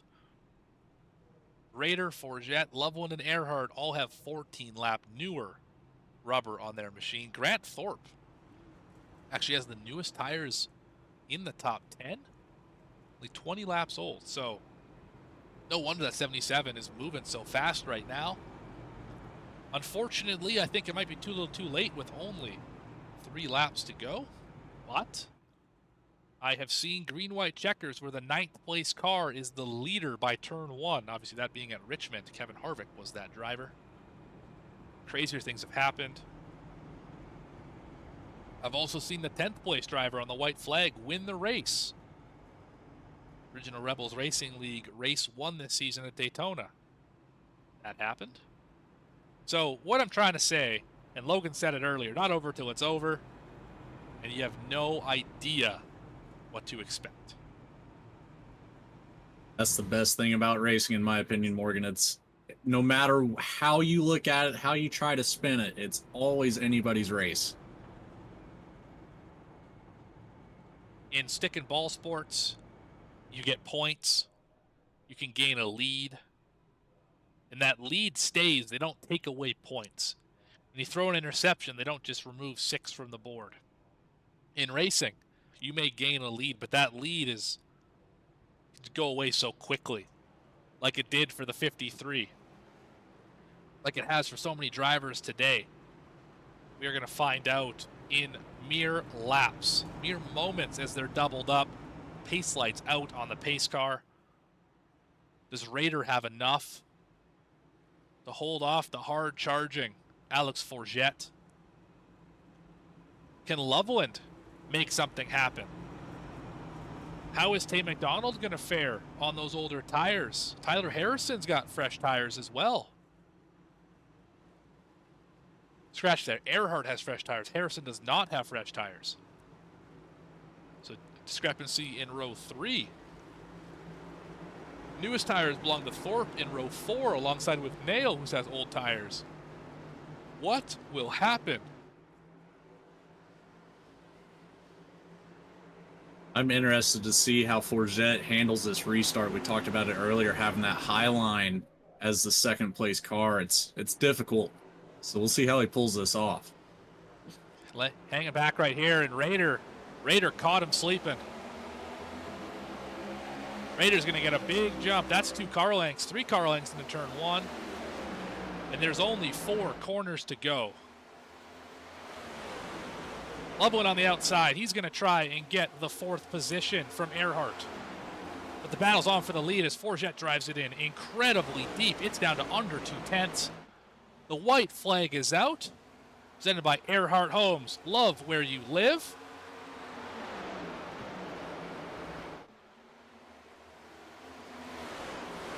Forget's going to hunt him down out of turn number 2. He's going to get one more shot at it. We're going to have shades of Bristol here. He goes to the top side. Going to try and cross him over, get the run off the corner. But Raider is going to win at Dover.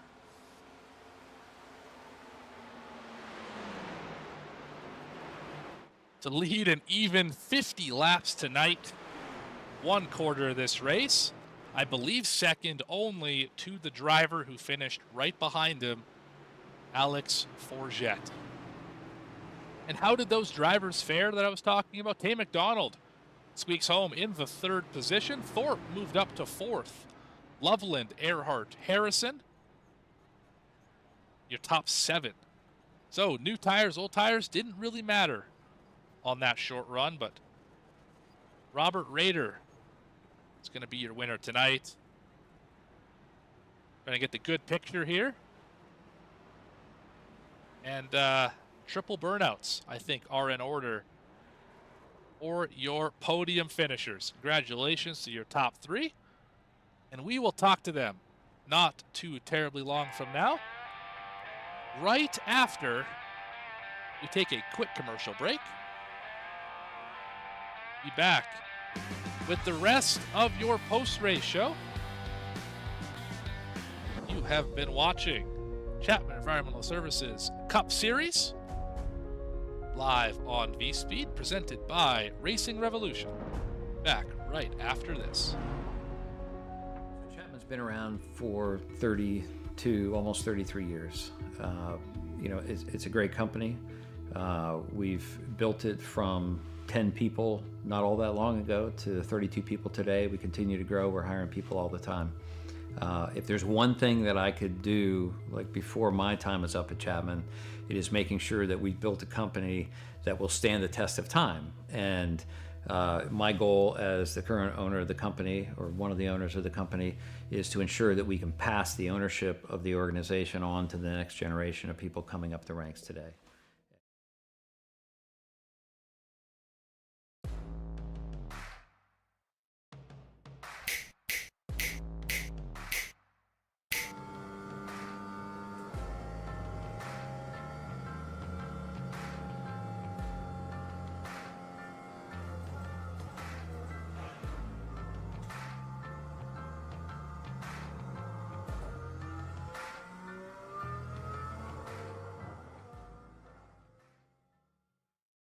One area of our business where we impact the local communities pretty heavily is the school systems.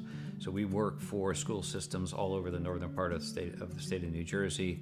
We operate their water systems, their wastewater systems. We do a lot of their permitting and compliance work, and we ensure that the water that the kids drink is clean. We go out and do the sampling to ensure that it's not contaminated. And we also treat the wastewater that's being generated at a lot of these facilities as well before it gets discharged to the environment. So we are supporting the local community through supporting the boards of education and the local school systems. All About Bugs Tennessee Pest and Termite Control is all about family too. Our family-owned business has successfully been in operation in Sevierville and surrounding areas for almost a decade.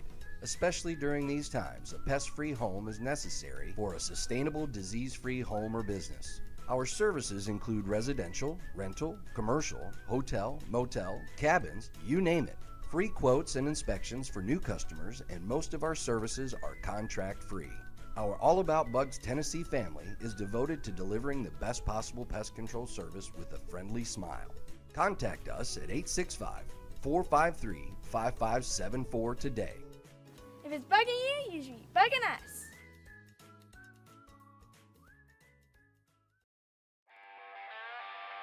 Back here live on V-Speed.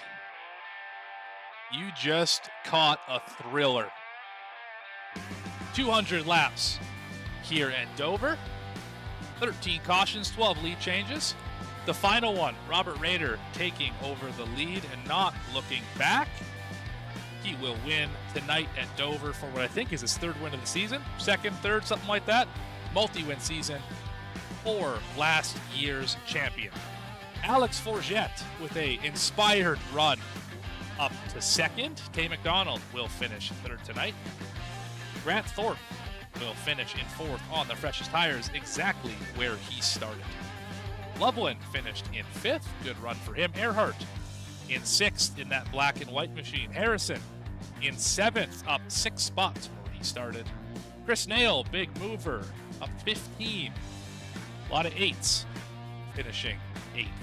Mike, didn't talk about him much at all tonight. Good finish, much better than what he ran. And Jeremy Burns could not make the newer tires work.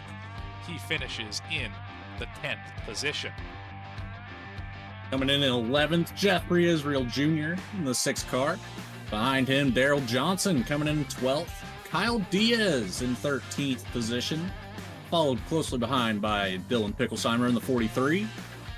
Trevor Keith in 15th. Nicholas Schell in 16th. Devin Hudgens in the 84, coming in 16th behind, or with Daniel Holloway behind him in 18th. Jackson McGeorge in 19th, and Christian Bresnock to round out your top 20. Ryan Stedel finishes in 21st. Kevin Orlando Jr. started 10th, finished in 22nd. Grant Turner, this guy battled all day, 6 laps down with a mangled race car. He finishes 23rd. Michael Call, 24th. 25th, Travis Gilbert. 26th, Michael Bennett, who had a much better run than this finish indicates. Caleb Gilbert will finish 27th. Michael Robinson in 28th. Murphy, 29th. And Carter Linz in 30th. And the rest of this field unable to finish the race today, but we have the 23 of Christopher Schaefer in 31st. Parker Johnston with a T in 32nd. Frank Hughes Jr. in 33rd. Wayne Lowe in 34th. Joe Gaioa, 35th. Cameron King in 36th. Al Likens, 37th. And Jacob Sirkovich at the back of the pack in 38th. That's Goya in 35th. Like the bean, I was told. Gotcha. Well, my apologies, Joe. I'll get it right next time. Neither here nor there. Anyway, we're going to get down to some interviews with your top 3, starting with Tay McDonald. And I believe Tay McDonald, like you said here. Tay McDonald in the 29. You got a copy down there, buddy? Yeah, how's it going? Doing great, man. Well, back-to-back weeks with a podium finish. Not too bad. You started out in 5th, finished out here in 3rd. Just walk me through your race, man. What kind of happened there? Saw you kind of all over the place. Yeah, it was kind of all over the place. I knew that I wanted to get stage points, so I think we had a caution there about lap 25, and I came down and I took my extra set of tires and really burn them up trying to get to the lead. Just in them 25 laps and fell back to 7th, finished 7th in the stage. And then from there, it was just try to save my tires and not burn them up again. And then I got some contact there with the 49. I'm not sure what happened, but we ended up bringing out a late caution when I was running pretty decent. So I wasn't too happy about that, but those things happen. So just, there's a lot of blocking, a lot of hard racing out there tonight, and all I can say is you can only block so many times before I don't lift. Yeah, we saw a bit of that throughout the entire field a couple different times, but some of these guys able to handle it. Sometimes contact a little too much, but for the most part, you guys did just fine out there. And again, finding yourself in 3rd place, you can't be too upset about that by any means, no matter how the race went the whole night. It's Dover after all. They call it the Monster Mile for a reason. I'm curious, Tay, where would you rank this as track for you? Was it high up on the favorite list or pretty low, like I would imagine? Oh no, it's very low. I don't know. Here in Bristol, I'm not very confident at. So I'm really happy to get the third place. Yeah, I like the mile and a halfs, the short tracks. I'm not I like mile tracks too, but just not Dover. I guess I don't know. It just doesn't fit my style. Well, again, you did just fine tonight and showcase some of that skill there, even though you weren't feeling too confident. But Tay, before you leave, buddy, anybody you'd like to say thanks to? Yeah, I got to thank the league sponsors: Chapman Environmental Services, Buttkicker, Ultimate Exterior Lighting, Coastal Financial, Erhardt Homes, all about bugs. I want to thank Vet to Track. Thank my team at Racing for Freedom: Kyle Diaz, Travis Gilbert, Devin Hudgens, and I want to thank my grandma Linda for watching me every week and cheering for me. So, and thank you guys at V Speed for putting on an awesome broadcast. I've never seen anything better. So you guys are killing it. Thank you. Hey, we appreciate the kind words, Tay, and we'll see you next week at Kansas, buddy. Yes, sir. Thank you. That is your third place finisher tonight, Tay McDonald. Congratulations, Tay. Gonna move one step up the finishing order. Gonna go chat with second place, Alex Forget. Alex, you got a copy? Yes, sir. Oh man, we've been waiting to talk to you all year. It took 9 races, and I think you've passed more cars than anyone else this entire season, including tonight. Why don't you just walk me through this absolute masterclass in driving by people tonight? I mean, they gave me the nickname of Alex Concrete Berube for a reason on Monday Night Trucks. So I think that really helped me tonight. I really love this track. It's one of my favorite. I'm always super fast here.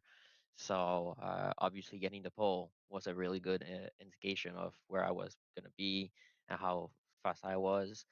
Then uh, after the stage, after we changed strategies and all that, my first pit after the the stage, I don't know what happened, but nothing was working in the pit crew, so I didn't get tires. So I started all the way back in 13th.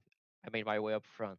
Then something happened. I went on in the back. I got turned. I got to go in the back again. Got turned sideways another time. My rear panels got screwed both left and right tonight. That was crazy.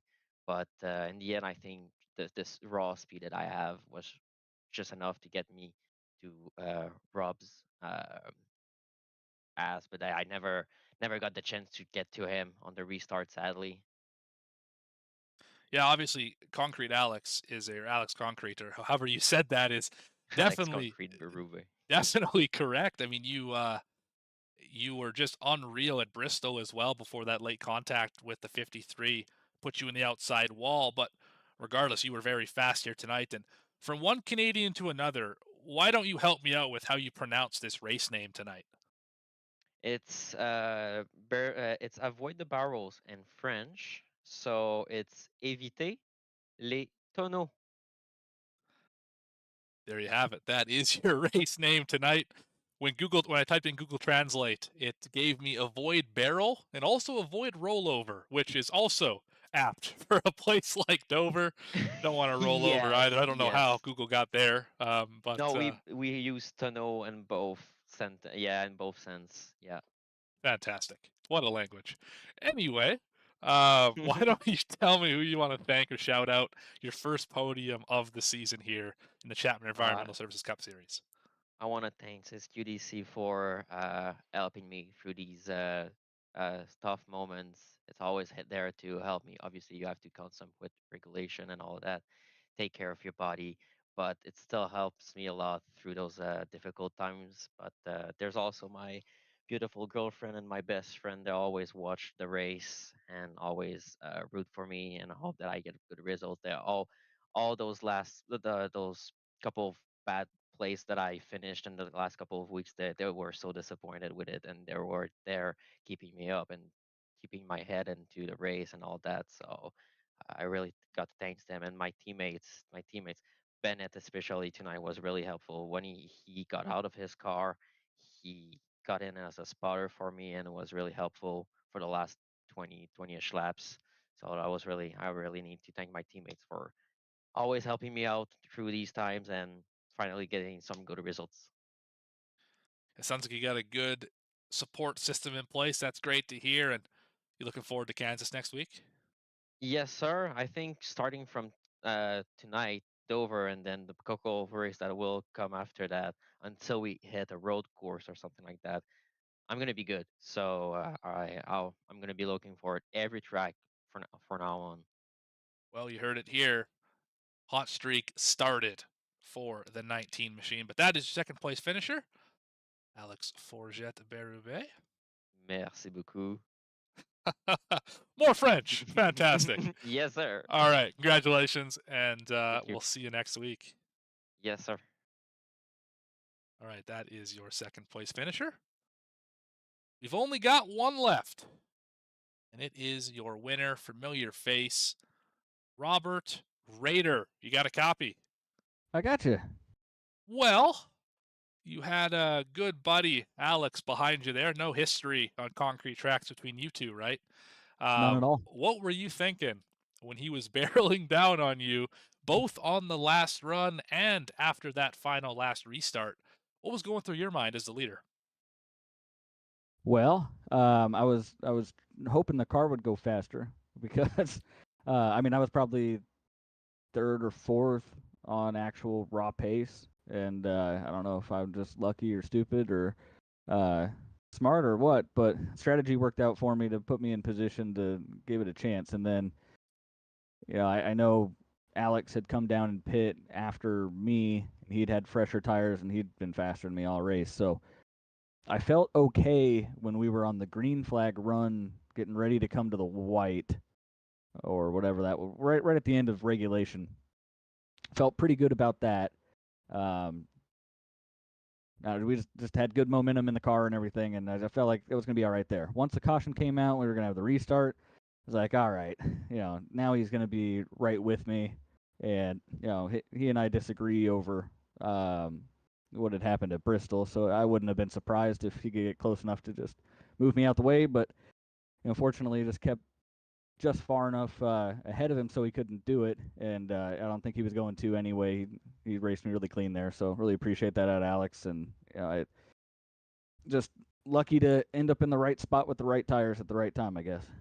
Yeah, you and Jeremy Burns, your teammate, pitted at the same time on the same strategy. You ended up, I think, on the inside, him on the outside. Obviously, you ended up winning. He was 10th, so that's just a good example of that lucky you were talking about, getting the right line, the right spot, and everything falling your way. But how many wins is this for you this year? 2 or 3? I think, well, if you count the one they took away from me, 3, which I count that one. If you count if you count just the ones that they count, then 2. When you say they, do you mean yourself, since you're the main admin for this league? How does that work? Well, we have a team of admins, and anything that involves you don't have any say in or any vote in order to keep things, unbiased in there. So, every other admin not named me.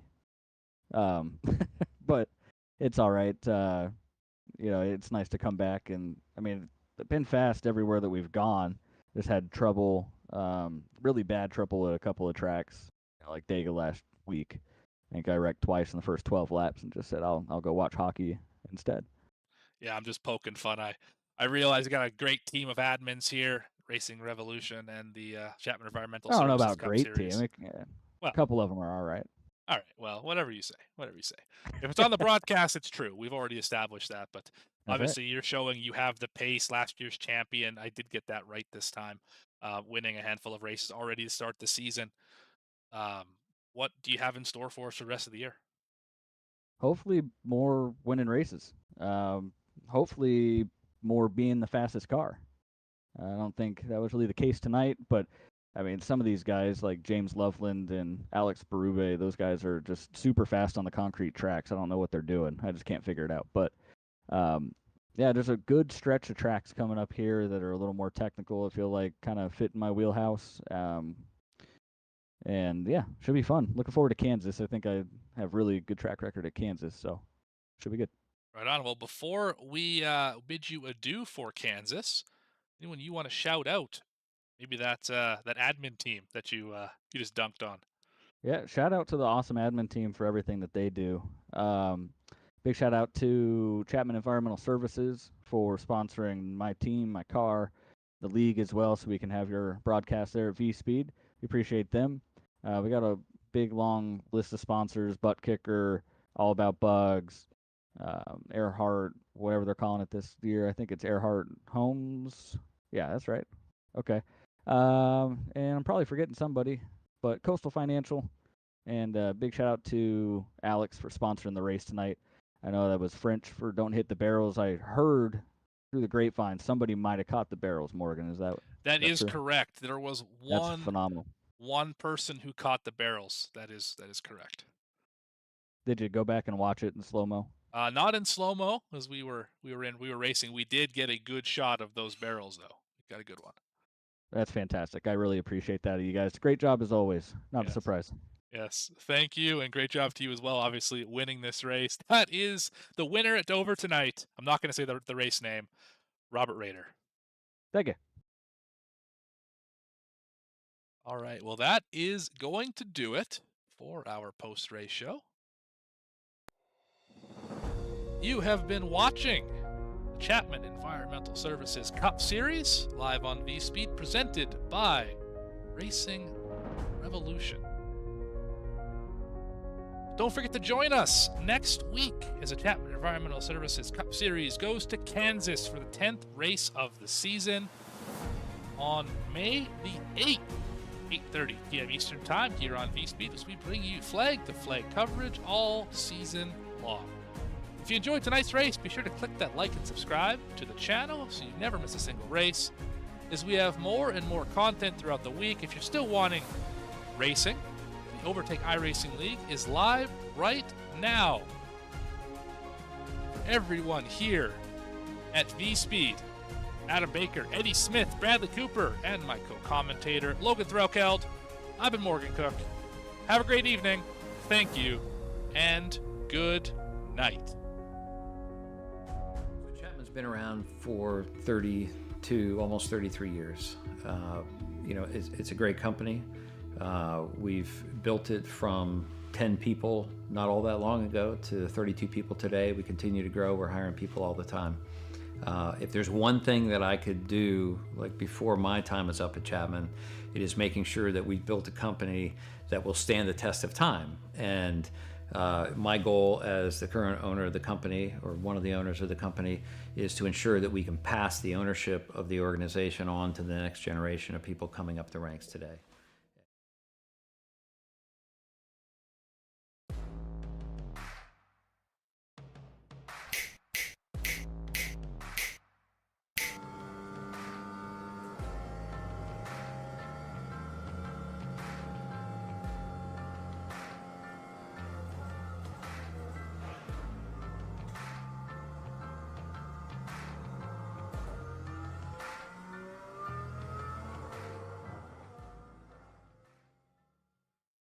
One area of our business where we impact the local communities pretty heavily is the school systems.